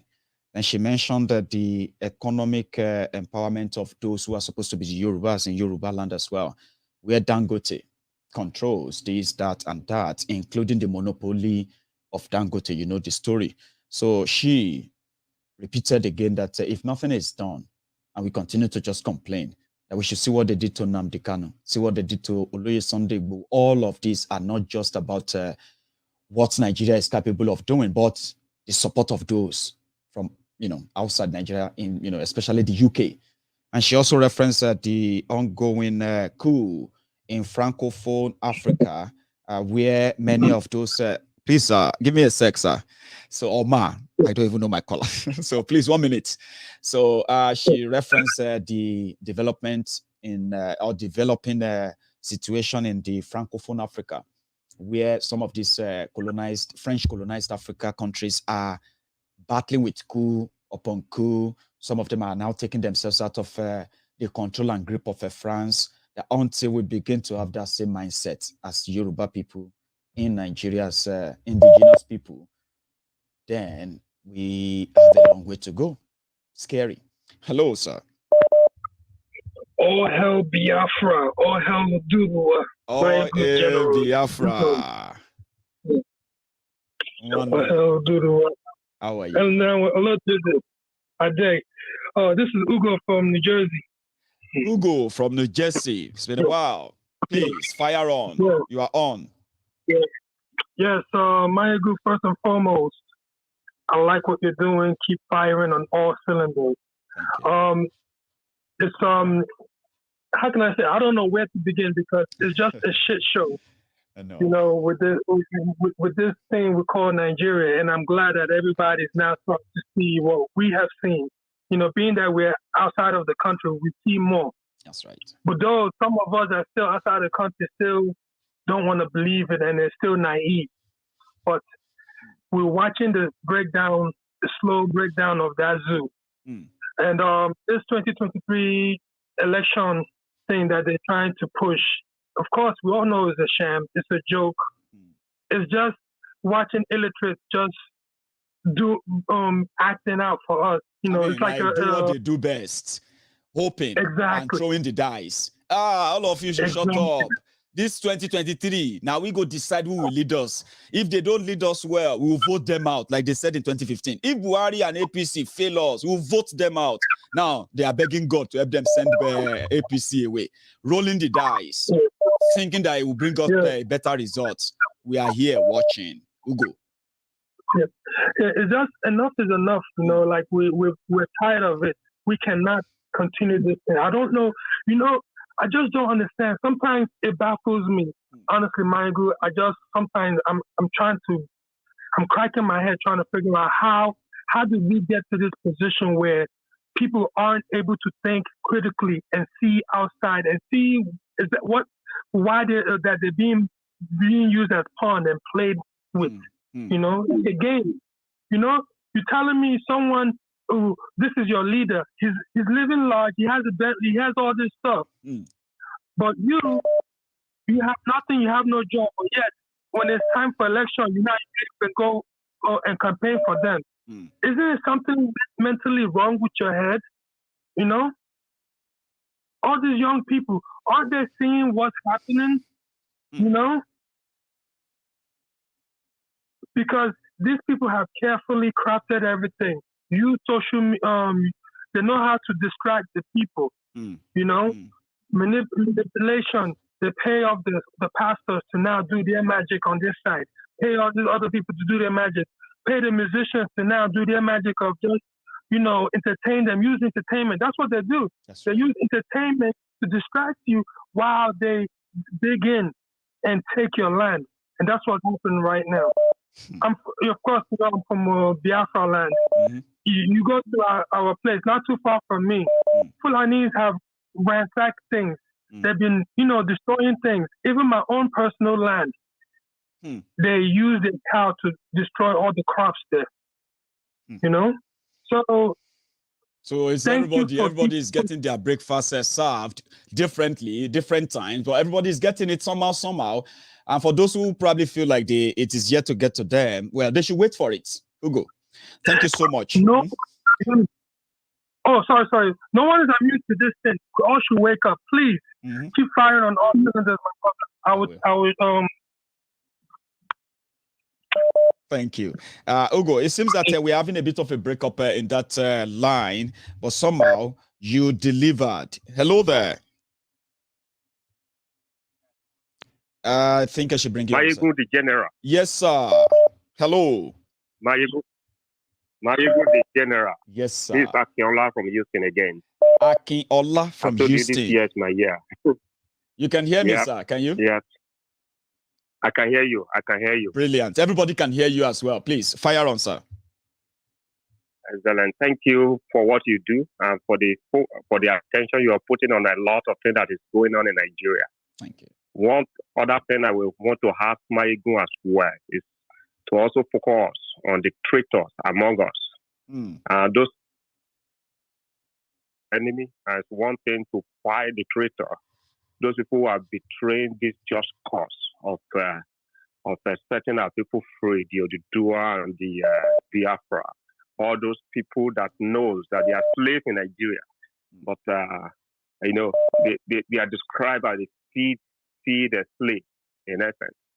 They are not benefiting, but you ask them, oh, I don't like what is happening, but they are just going around, still going to vote, still doing all these things, believing that, there can be fair election in Nigeria. There's no election in Nigeria, but there is all carried.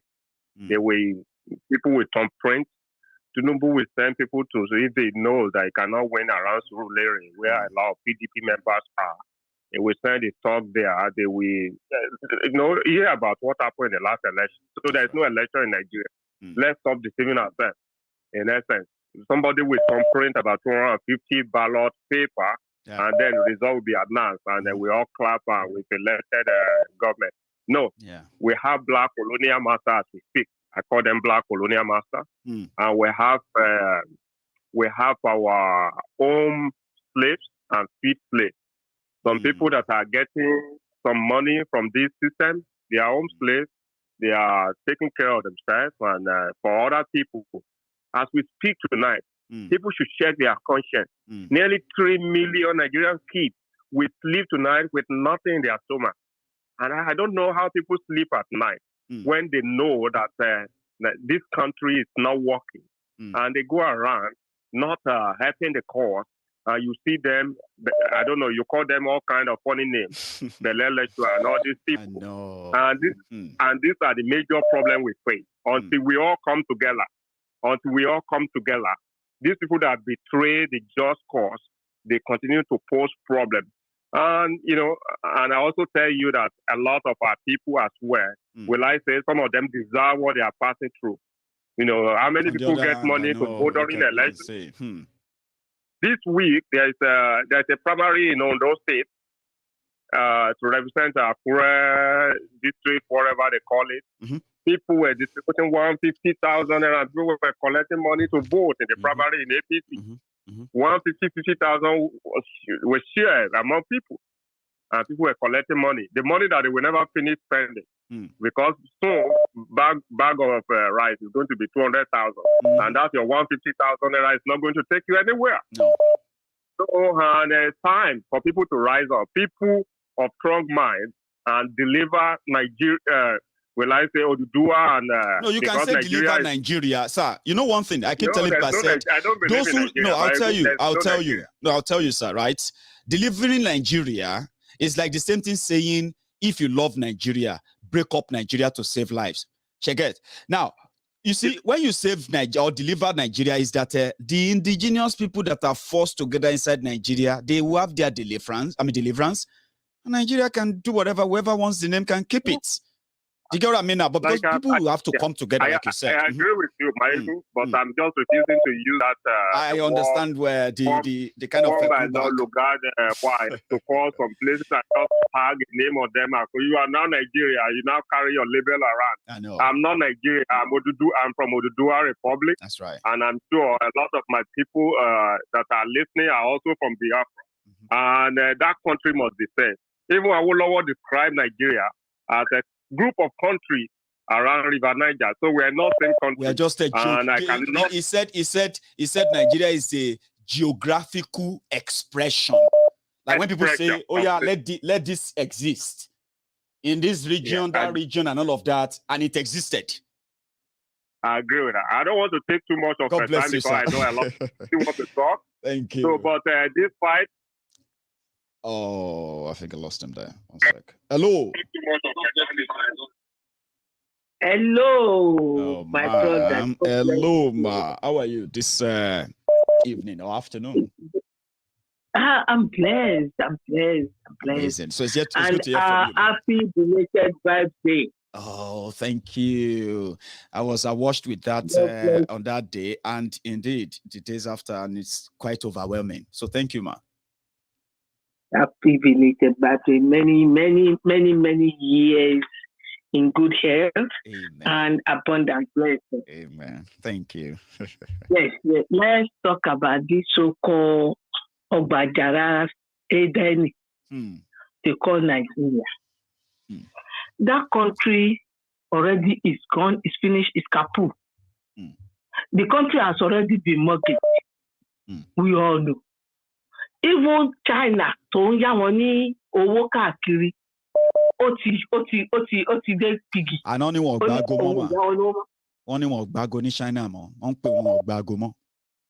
Àwọn ló ṣì akéṣì bẹ̀rù làwọn eléyìí. Tá bá follow Nigeria yìí, a máa di Nigeria in the next 10 years last ni. Like, see, wọ́n ní wọ́n gbágo mọ́. Wọ́n ṣe máa gbágo. Ta ló fẹ́ bá wèrè ìdàtò pọ̀? To be honest, that country is bloody shithole. Already today, Eleni, they are a terrorist that has killed 20 people at the age of 21. One released one lady again. Again, one repentant terrorist. For God's sake, which country ló ń ṣerú yẹn? And people want to tell me there is something worth holding on to. The country is finished. Please bring the country to save lives. Because there is nothing. All those idiots, those ojugo, whatever you want to call it, and all the rest that are still hoping for 2023, they are not coming there to do anything. They are coming there to loot. Already the country is finished. Every day I check eBay. When I want to get you story eBay, can't wait the Torah.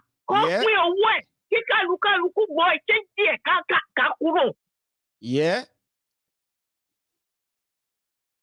Because the country doesn't want anything any longer. Already it's a failed country. And there is nothing worth waiting for. One, they should allow everybody to go their way. Already the Biafrans want to go. Oduduwa wants to go. And Awito Baba Obasanjo was talking trash. He said, and I quote, his own generation has failed Nigeria. But awalama agbarawa. Isn't that something? Doesn't that mean something? Those people that still believe in one Nigeria, they need to wake up. There is nothing called one Nigeria. The only thing that Tokule is nothing but wala and pain and sorrow. People need to wake up. We are talking of colonization. Within that shithole, already, I want to colonize you. Yàtọ̀ sí Fúlàní tó jẹ́ Yorùbá ẹgbẹ́ wa, àwọn náà wà bẹ́ẹ̀. Bẹ́ẹ̀ni. You can see the recycling business tí wọ́n ń ṣe. Tí ọkọ bá ṣe governor, ìyàwó á lòun lọ fún Senate. Àwọn nìkan náà dáyé fún ni. Fáyẹmí, for example, ìyàwó ẹ̀ náà fẹ́ lọ fún Senate. Bẹ́ẹ̀ni. Tinubu, òun ti ṣe, ìyàwó ẹ̀ ṣe, ọmọ ẹ̀ ṣe, ṣé àwọn nìkan náà dáyé fún ni? And people still believe in one Nigeria. Please tell me, what is one in that? That's the question they have been unable to answer, ma. What is one in Nigeria when people that are one, oh, ma? If a family member in a family, yeah, if they are having disagreements and they need to resolve the issue, are they not going to call themselves and sit together as a family? These people are not ready to sit. Nigeria is not family. We are not one like that. There's no respect between all the tribes. They were forced together. So that's why they say, no, we can't sit. Nigeria has to remain. Because those people that are fighting for us to remain are the people that are benefiting from it. And the idiots that they only get paid crumbs and pay as you go. For them to do the fight, maybe they give them 1,000 naira or 5,000. Go on social media, fight like a headless chicken. They will come on social media. Don't be rude to your elders. And who are the elders? Amole. Àgbàlagbà tó sùn àgbàdo mọ́ọ̀dì. Ó ti sún àgbàlagbà ìdílé. Absolutely. These people are not elders. They are bloody criminals. They are dealers, man. They are not elders. They are dealers. And those idiots, then you will see them back on social media.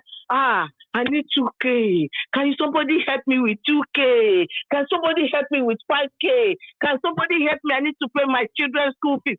The time you're supposed to send your grant, you refuse. No.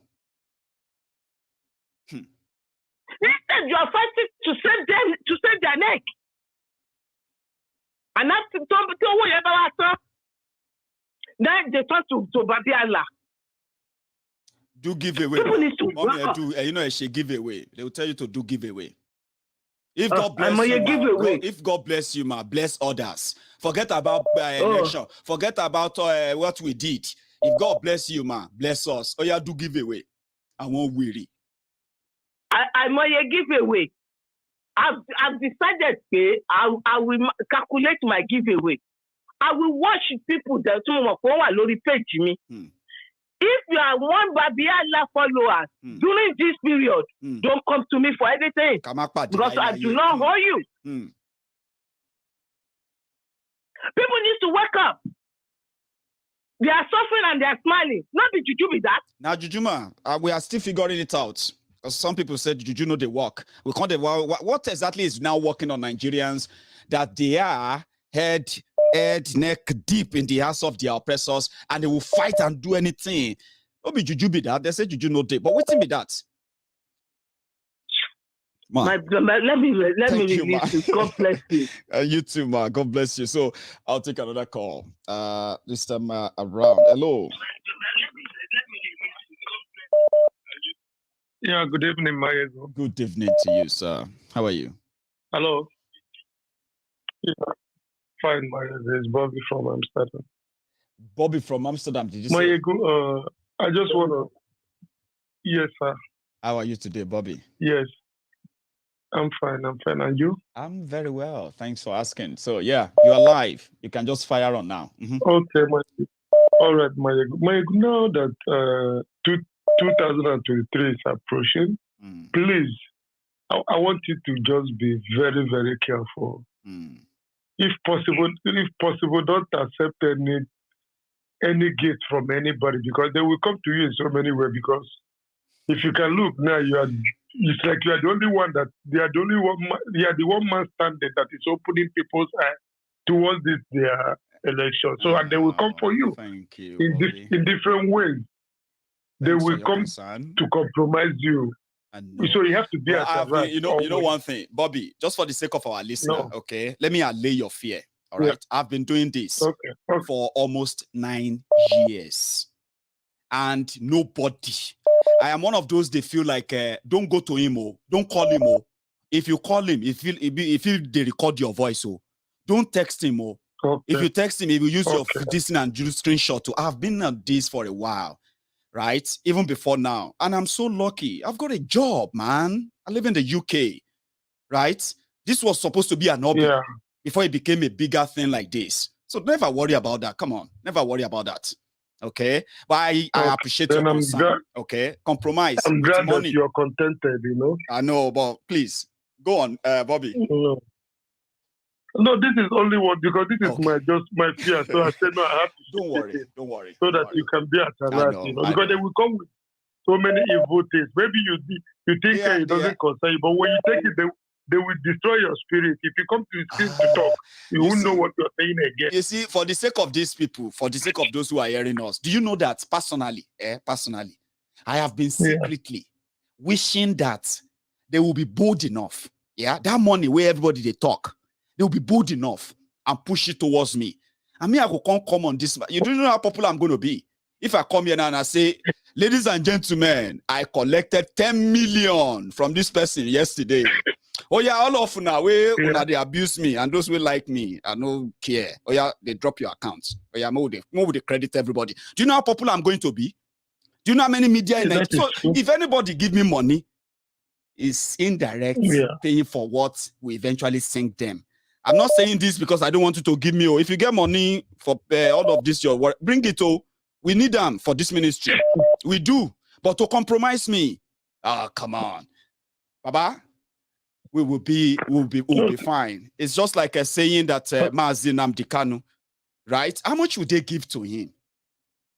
Like the whole thing that you know what I mean now, but I really get your happy concern. that you know that, I do. And I do wish they actually come because I've always wanted to tell them that they can come, bring the money. I can turn to a good person for those who don't even like me. Even APC, PDP, will not like me. I will turn to a good person. They will say, you see that Maiyegun Weri? The guy is doing a bonanza on Twitter, on Facebook. Oh, just go and like his page. Now 20 million this way they go give him. The way he's sharing the money, I will be popular. Do you know how much it's going to pay me? I mean, it's going to cost me to make all Nigerian media to start talking about me. And I don't have that money. Well, again, Bobby, I'm sorry, I just took over your call. But thank you for that, okay? Let me take another one. Thank you. Thank you. All right, then. So I've never been lucky. People talk about this money all the time. But when I used to talk about Ogun State politics, yeah, that was the moment people thought, oh, don't talk to that boy. Oh. The boy na useless boy. If you call her now, he go to record your call. He will go and play it on Facebook. Don't send him any message or he will screenshot it. Oh. Okay? And that is a bad market for me. Oh, again, hello there. Hello, good evening. Good evening to you. How are you, sir? I'm okay, and you? This is Tunde from Essex. Tunde from Essex, bro. I'm glad you're calling again tonight anyway. So yeah, you're live. How are you? Yeah. Happy belated birthday, Maiyegun. Say that again. No, I didn't hear you clearly. I'm going to allow you. I said happy belated birthday, Maiyegun. Thank you. I mean, I'm glad you. Yeah. Baba. Thanks, Baba. Thank you so much. So you are on. You know, honestly, first of all, Obasanjo. Checking Shami, Abe Ashe. Ashe. You to share your go on. So this man can come out and start saying all those bullshit he's saying. Let me make an example relating to what he's saying. He's talking about a child that has been abused. Because he's telling us these generations to come out and do what? Okay, it's just like a child you've been abused for so many years. His mental health has been destroyed already. I mean, we need to relate. It's like this man think we generations of today, we've got no vision. Like we don't have that brain, or I don't understand that. I mean, you are it's a good thing. That's why I said that sometimes it actually makes sense that if we choose not to believe in this Nigeria anymore because it's failed, we have every right to do so. And Obasanjo just confirmed that too.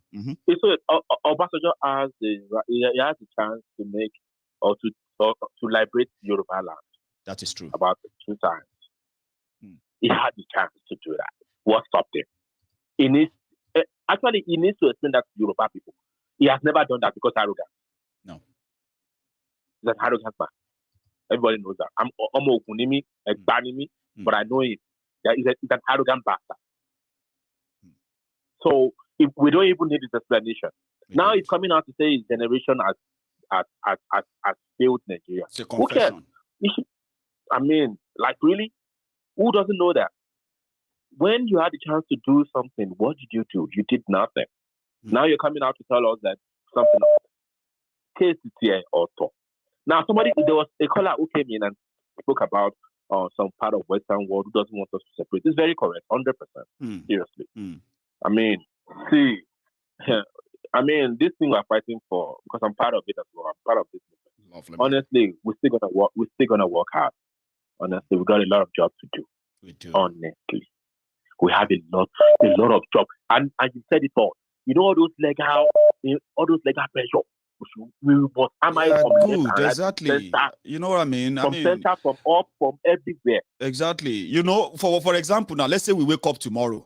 Breaking news. Court ruled that 1999 constitution is illegal. You know, so that's the beginning. They will have to appeal. I'm telling you, bro. Because if not, everything they do on that 1999 constitution will be useless. Nobody will have to obey it anymore. So what they are avoiding, some little thing, they say na small jazz, Baba Ogunkekere, Loma expose Alagbara. I mean, nobody so they talk. Yeah, sure. Yeah. Yes, Baba. Yes, Baba. See, honestly, we need all these things. And to show you that, see, when you were speaking about when Oloyi Sanigbo from the court was awarded about something billion, and same to Nnamdi Kanu was awarded, and the government are yet to pay or to appeal.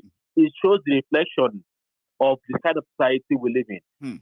Maiyegun, let me remind you. Please. Remember, we have a lot of people in prison who were not even before judge, or were not, when they're taken to the court, there was no evidence placed in front of them, and they're in prison to now. Am I lying? Awaiting trial, they call them now. That's the one who have even seen judge. Some people have been in prison for 10 years. They've never seen a court. They've never seen a judge. I'm telling you, that's what I'm talking about. This is a reflection of the society Nigeria is. I don't know when Nigeria will wake up. You know, my own saddest part is that when we say Nigeria, you see all these things you just raised right now. Yeah, when you go to Igbo land, you will see people unjustly locked up, like for years. When you come to Yoruba land, you see people unjustly locked up because of the because of the faulty Nigerian legal system. If you go to Hausa land, if you go to Tifil, everywhere you go to in Nigeria, you will see people illegally, unjustly locked up by that system. So which means it's a shared mystery. Why can't people now come together and say, we can't live like this? Let's stop it. Like this. Why? Okay, for example, this is a vivid example. Look at that nonsense pyramid they did. That is not hygienic, for God's sake. That is not hygienic for 21st century. For heaven's sake. An average educated Nigerian should know that. Even if you're not educated, somebody who knows what hygiene means, yes, must know that this is just rubbish. It's just a scam. How can you put price where people go eat? You go put time like that for what? And this is annoying, man. It's mental. It's actually mental. You know what they bother me? What bothers me most is this. It is when are people going to wake up? A big one. A big question. When are people going to wake up? About when are people going to wake up? When are we going to say, you know what? Enough is enough. We are not doing this anymore. Let's go to the street. About Nigeria cannot walk. The language is too much. South Africa only has 11 languages. And the only languages that they speak most in South Africa are just like 5. So they can still hear each other. Thanks, Baba. Let me take one more call before we go. Baba, thanks so much. Nice one, Jari. God bless you. You have a good one. Take care, Baba. For now, Baba. Yeah, you too, man. Baba. Nice one. So that's Sunday from XX. So I've got another caller. Hello there. Hey, Maiyegun General. Yes, sir. Happy continuous birthday. Not the late birthday, right? Happy continuous birthday. So we have the CIA of Temple of Truth in the house. So thank you. How are you? Let's see. Since about 3 or 4 days, I will have called you on your birthday, but I just say make I give people chance. Yeah, be only me good to talk. You see what I've been telling you about all this, all the next plan, but between this year and next year. Somebody just reached it today, and I've told you that's why I said the playbook. Do you remember the story of playbook? There's somebody remoting some people, and some Fulanis are so dormant. Their head is dormant. They think they are smart, but over Sabi, they worry them. Let me put it that way.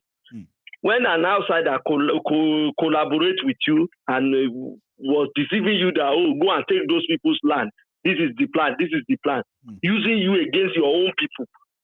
Because anything that is outside Africa, giving a voice, is using you against your own people.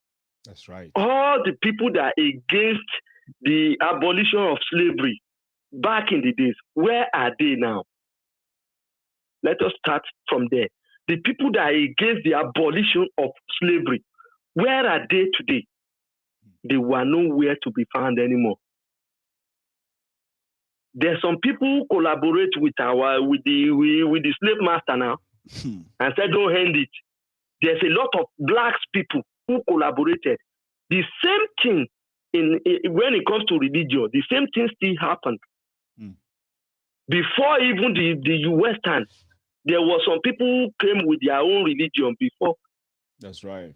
Those people that collaborated with them, where are they today? So, you see, let's go to the politics. Brother, I've told you, I've not seen any election.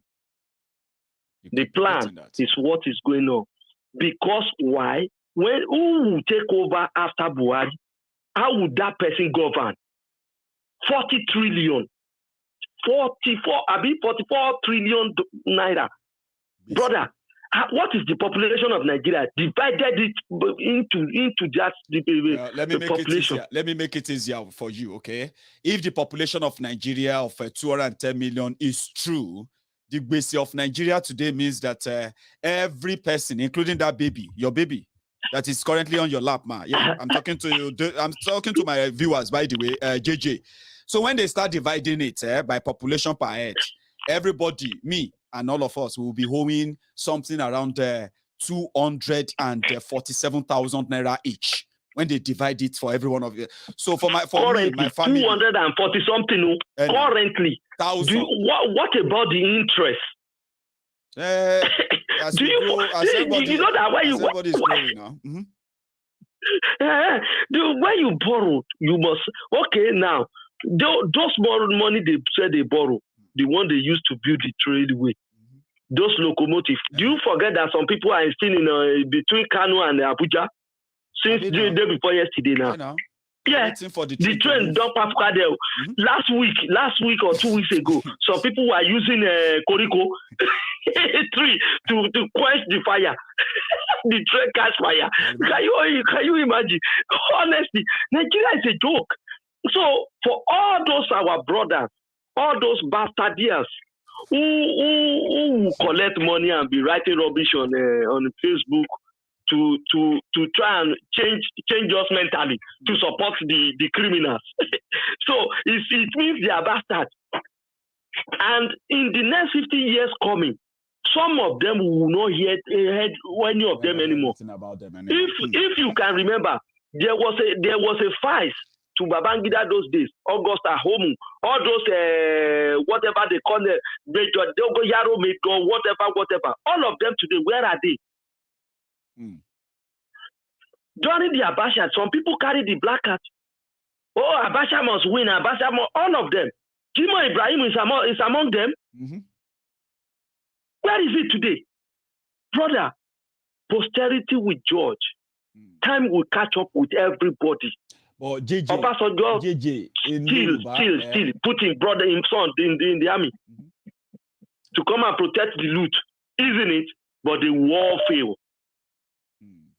JJ, there's something that came to my mind is that before posterity catch up with them, the damages, like the Yoruba says, ki ile koto pa oshika. Before the judgment will come, a lot of things will be spoiled. But that is why we are still screaming to our people. They should wake up. They should stop collecting rice that they have already do allow Kubaru on top. They should stop collecting bees that they have already to carry betu to talk to. Before they should stop all those 5 naira that they produce and rub their body. Brother, a lot of things are happening in Nigeria. Sodom and Gomorrah is 100 times better than Nigeria as of today. You know, people were saying that if you see what they are doing in Nigeria today and what they have done, that sometimes you will be compelled to ask God that God should just forgive the people of Sodom and Gomorrah and apologize because a lot has happened after them. JJ, thank you so much. This is what I'm telling you. Thank you. Nigeria is finished. So, brother, anyway, happy continuous birthday. I mean, more to come, brother. Thanks, Zoma. More to come. I appreciate everybody who actually made it a glorious day. It's indeed a great day. Thank you so much, JJ. You have a good one. You.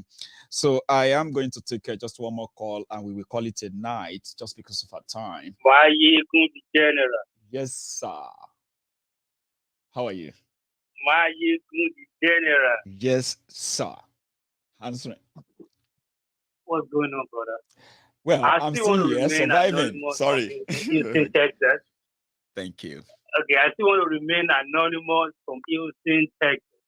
Anonymous from Houston, Texas. Even anonymous is a name, and I'll go with that. Okay, they give me anonymous. Maiyegun.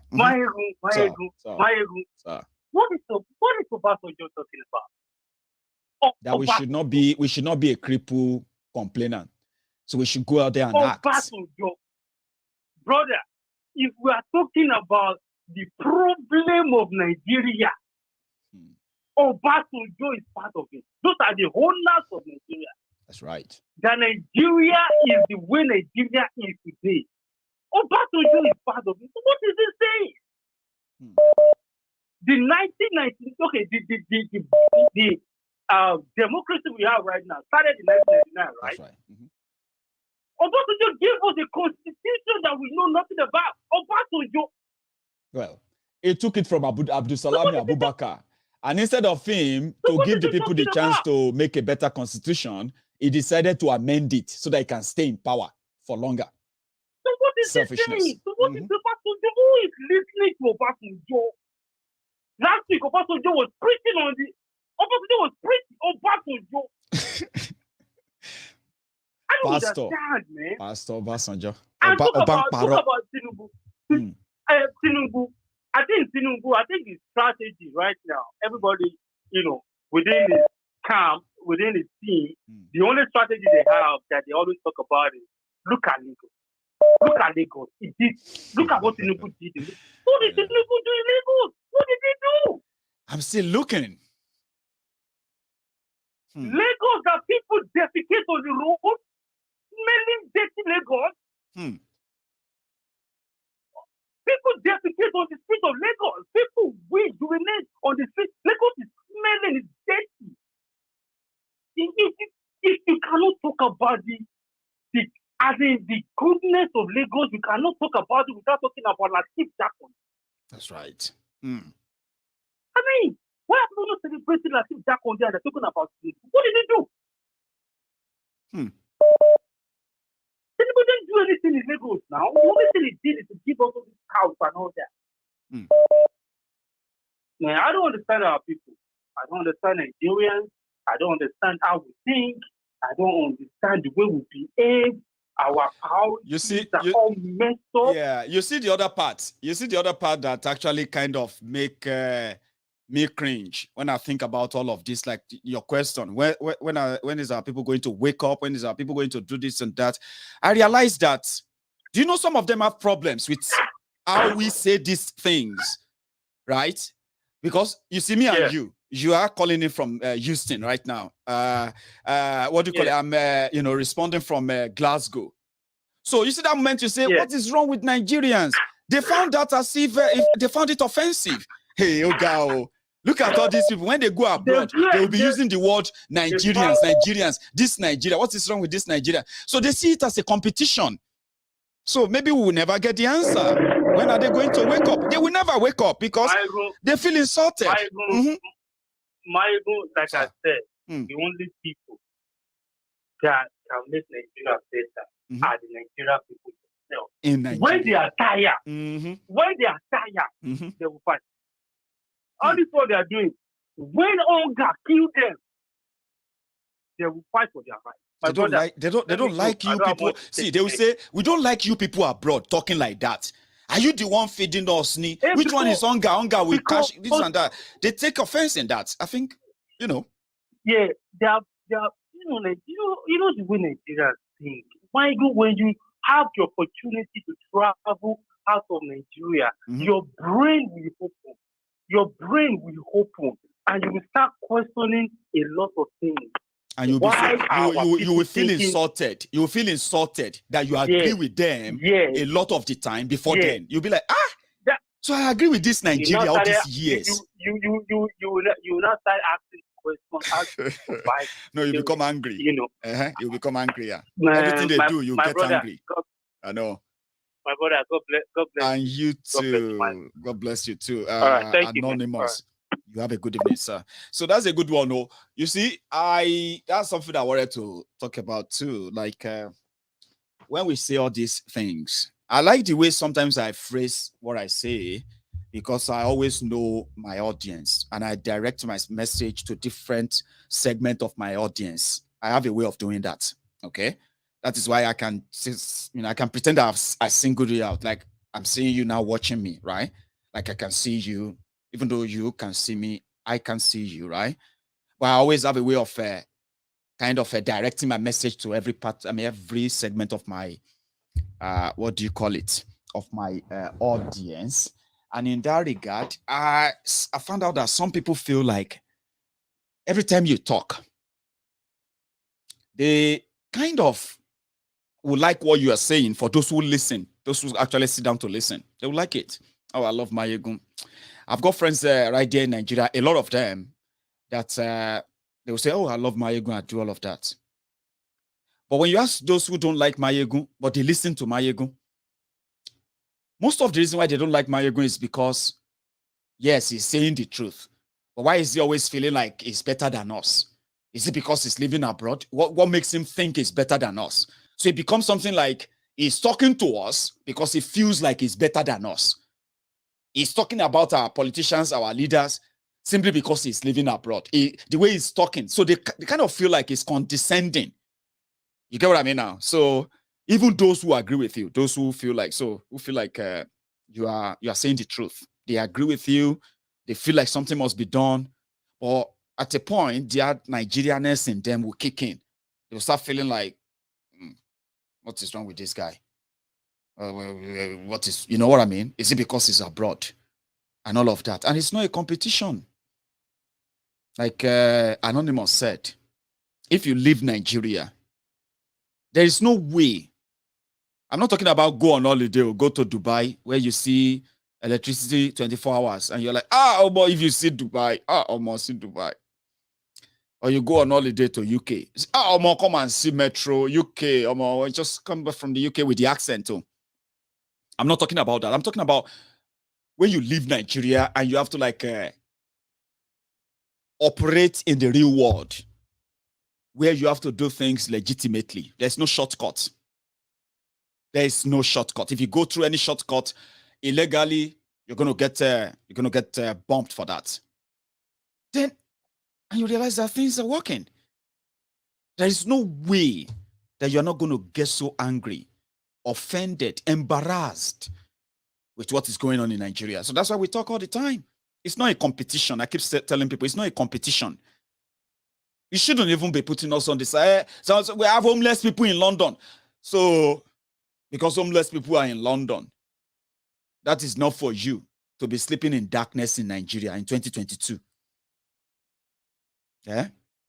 Because there are homeless people, there are poor people in America. If you see this community in America, they are living so poor. That is why you want to justify the poverty capital of the world of Nigeria that you are. You know it yourself. You're struggling. You know it.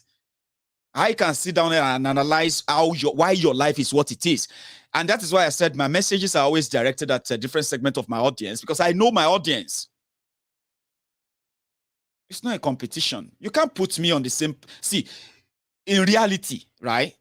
The fact that I am living in a place that is everly lighted, everly lit, as in always bright light and all that, it means that I have more. I mean, let me say I am closer to opportunity that can better me than majority of you who probably want to do the same thing. But what can you do in darkness? When are you going to stop deceiving yourselves?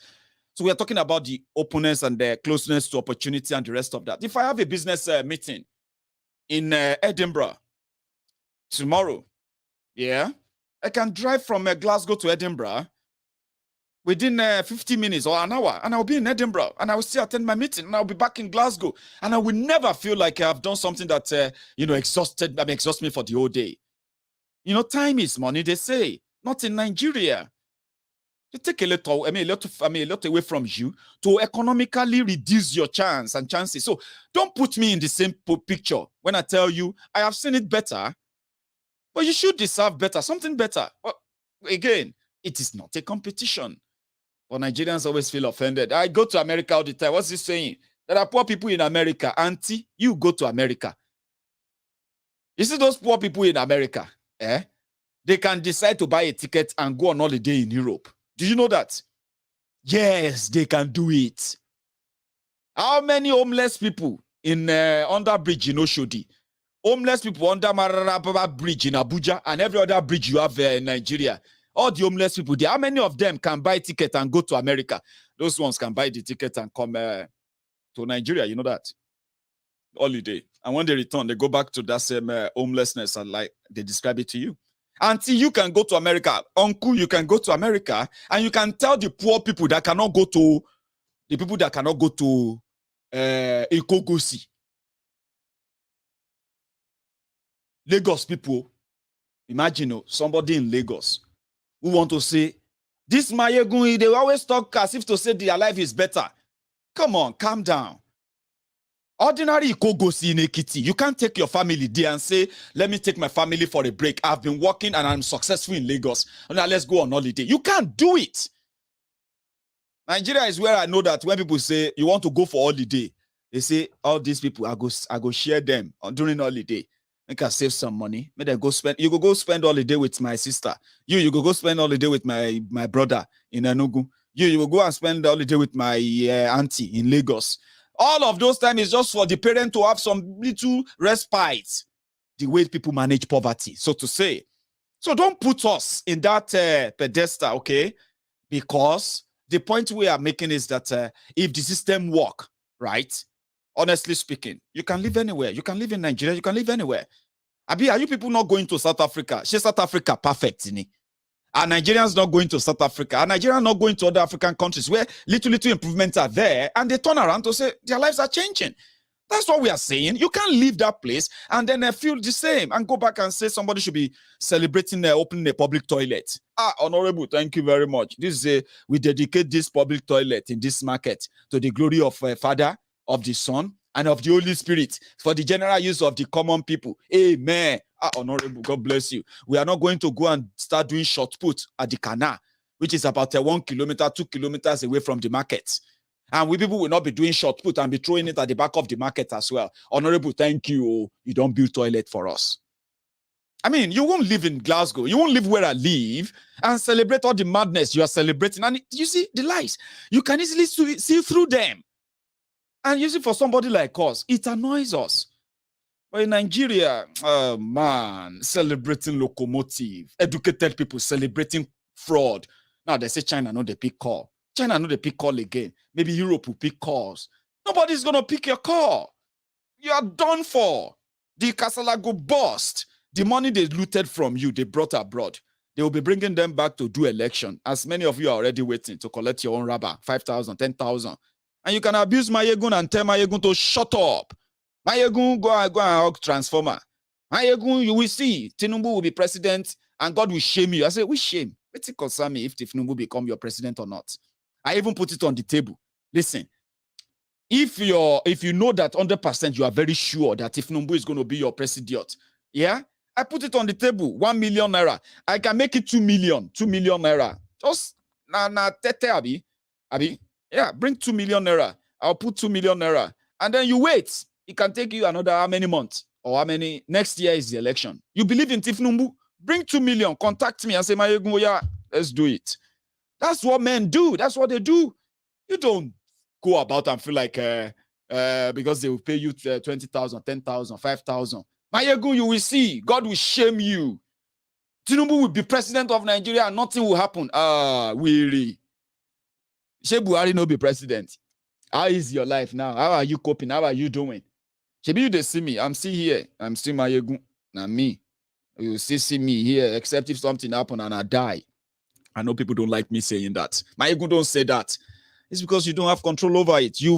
When you value your life too much. And so now go then be like, say, well, you will die. You know how many times all this weary have told me that I will die. You, Maiyegun, you will die. I know they die. Now they kill. Are you with me? And I feel sorry. So, again, whether not Tinubu, any weary you want to put in, go for it.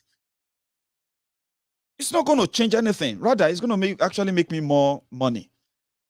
Because when Bokwari and APC, when they came to destroy your Nigeria in 2015, £1 was 250 naira. So back then, if I want to give anybody 25,000 naira, I have to give them £100. Okay? 2015. Today, that same £100, yeah, is going to give me 77,000 naira. So who is crying? Who is losing? because you voted for your criminal leaders, or me warning you that whatever they do, it will wreck you, make you poorer, and you will come out and start shouting, God, why? God, why? It doesn't take anything from me. 1,000 pounds in 2015 was 250,000 naira. 1,000 pounds today is 780,000 naira. So who is losing, me or you?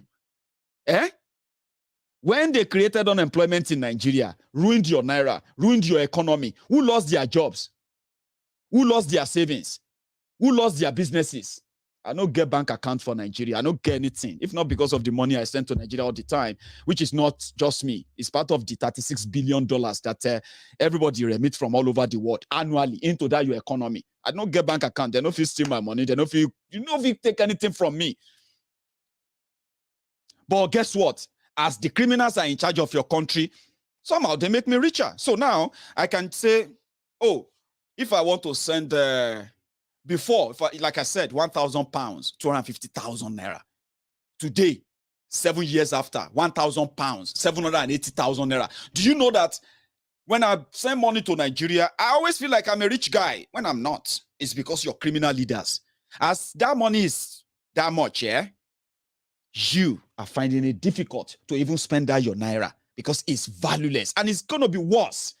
So who is going to cry if your criminal leaders lead you or not? Who is going to cry? I'm just trying to save you. And if I can't save you, can you please let me save your children? If you now don't sign saying like this, you now go die. Let's save the children. Unfortunately, some of you don't reproduce with this mentality. Save your children, oh. If not, what you face, it's just going to be like a child's play to what your children will face. If you are doubting me, have you ever seen any game ever in your life that they will say next, when you finish this stage and you want to go to the next stage, you don't see any next stage where they easy before? Sorry if you are not playing, if you don't know how to play all these video games, you won't understand what I'm saying. When you finish one stage, you successfully say,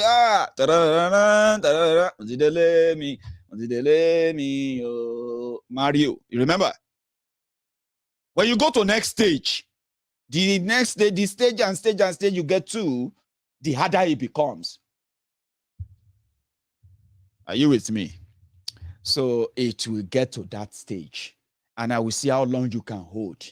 When they did it to our fathers, they were complaining, this country, Oyinbo no like us, Oyinbo no blah, blah, blah. We need to be by ourselves. They did it to their own father. They did it to their own father. Now, they did it to our own father and our own mother. In their own time, you will be hearing them, Nigeria is not this bad. When we were like in the 60s, in the 70s, they will be telling you. In the 80s, today, some of them are like, we don't even understand which Nigeria we did anymore. So if I can't save you, can you please, let me save your children. Don't let your children be like you, please. Or, well, do whatever makes you feel better. I'll be back again tomorrow. Thanks so much, everyone, for your time tonight. And then please, you can still like the video if you want to, especially on YouTube and then on Facebook, share it. I mean, for those who probably missed it. I'm going to see you some other time. You have a good evening and a good night from here. Bye.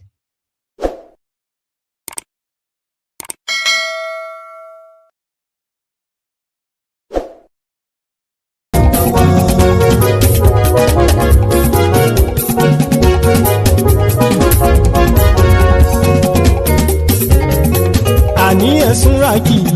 Maiyegun ti dé. Maiyegun ti dé. Ọ̀jẹ̀lú ẹ̀sùnra kì í. Maiyegun ti dé. Àní ẹ̀sùnra kì í. Maiyegun ti dé. Lórí Facebook. Maiyegun ti dé. Àní ẹ̀sùnra kì í. Maiyegun ti dé. Lórí YouTube. Maiyegun ti dé. Àní ẹ̀sùnra kì í. Maiyegun ti dé. Bọ́ba bá gbé wúrẹ́. Àní ẹ̀sùn àjò Maiyegun ti dé. Ijó ìgbádìyẹ àní ẹ̀sùn àjò Maiyegun ti dé. Pẹ̀sìdó bá rúfin o àní ẹ̀sùn àjò Maiyegun ti dé.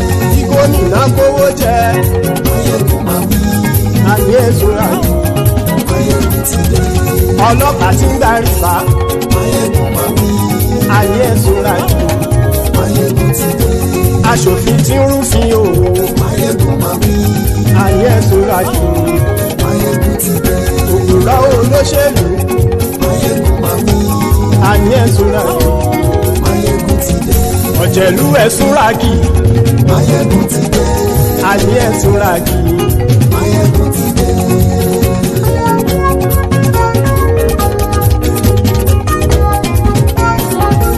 Maiyegun ti dé. Gbogbo ọ̀jẹ̀lú ẹ̀sùn rájì. Maiyegun ti dé. Gbogbo ọ̀jẹ̀lú ẹ̀sùn rájì. Ṣùgbọ́n ní bá ti ṣe èyí tó yẹ kí wọ́n ṣe, ọmọ bá dèrò ní fi wọ́n níran o.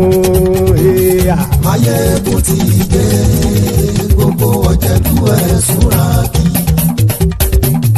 Maiyegun ti dé. Gbogbo ọ̀jẹ̀lú ẹ̀sùn rájì. Ṣùgbọ́n ní bá ti ṣe èyí tó yẹ kí wọ́n ṣe, ọmọ bá dèrò ní fi wọ́n níran. Wọ́n fowó bẹ́ẹ̀ o, Maiyegun ó sọ pé wọ́n ò bẹ́ẹ̀. Wọ́n fowó bẹ́ẹ̀, Maiyegun ó sọ pé wọ́n ò bẹ́ẹ̀. Oníkan ṣáàtì ṣe èyí tó yẹ kí wọ́n ṣe fáwọn ará ìlú tó gbé wọn débẹ̀ o. Maiyegun ti dé. Gbogbo ọ̀jẹ̀lú ẹ̀sùn rájì. Maiyegun ti dé. Gbogbo ọ̀jẹ̀lú ẹ̀sùn rájì. Ṣùgbọ́n ní bá ti ṣe yìí tó yẹ kí wọ́n ṣe, ọmọ bá dẹ́rọ̀ ò ní fi wọ́n níran. Kì máa yí ṣe eré, ọ̀rọ̀ yìí kì í ṣe ẹ̀fẹ̀. Kì máa yí ṣe eré, ọ̀rọ̀ yìí kì í ṣe ẹ̀fẹ̀. Ẹni bá ti lè lẹ́bọ̀ lẹ́rù o, ọmọ bá dèrò kàṣàyè tú wọn síta. Maiyegun ti dé. Gbogbo ọ̀jẹ̀lú ẹ̀sùn rájì. Maiyegun ti dé. Gbogbo ọ̀jẹ̀lú ẹ̀sùn rájì. Ṣùgbọ́n ní bá ti ṣe yìí tó yẹ kí wọ́n ṣe, ọmọ bá dẹ́rọ̀ ò ní fi wọ́n níran.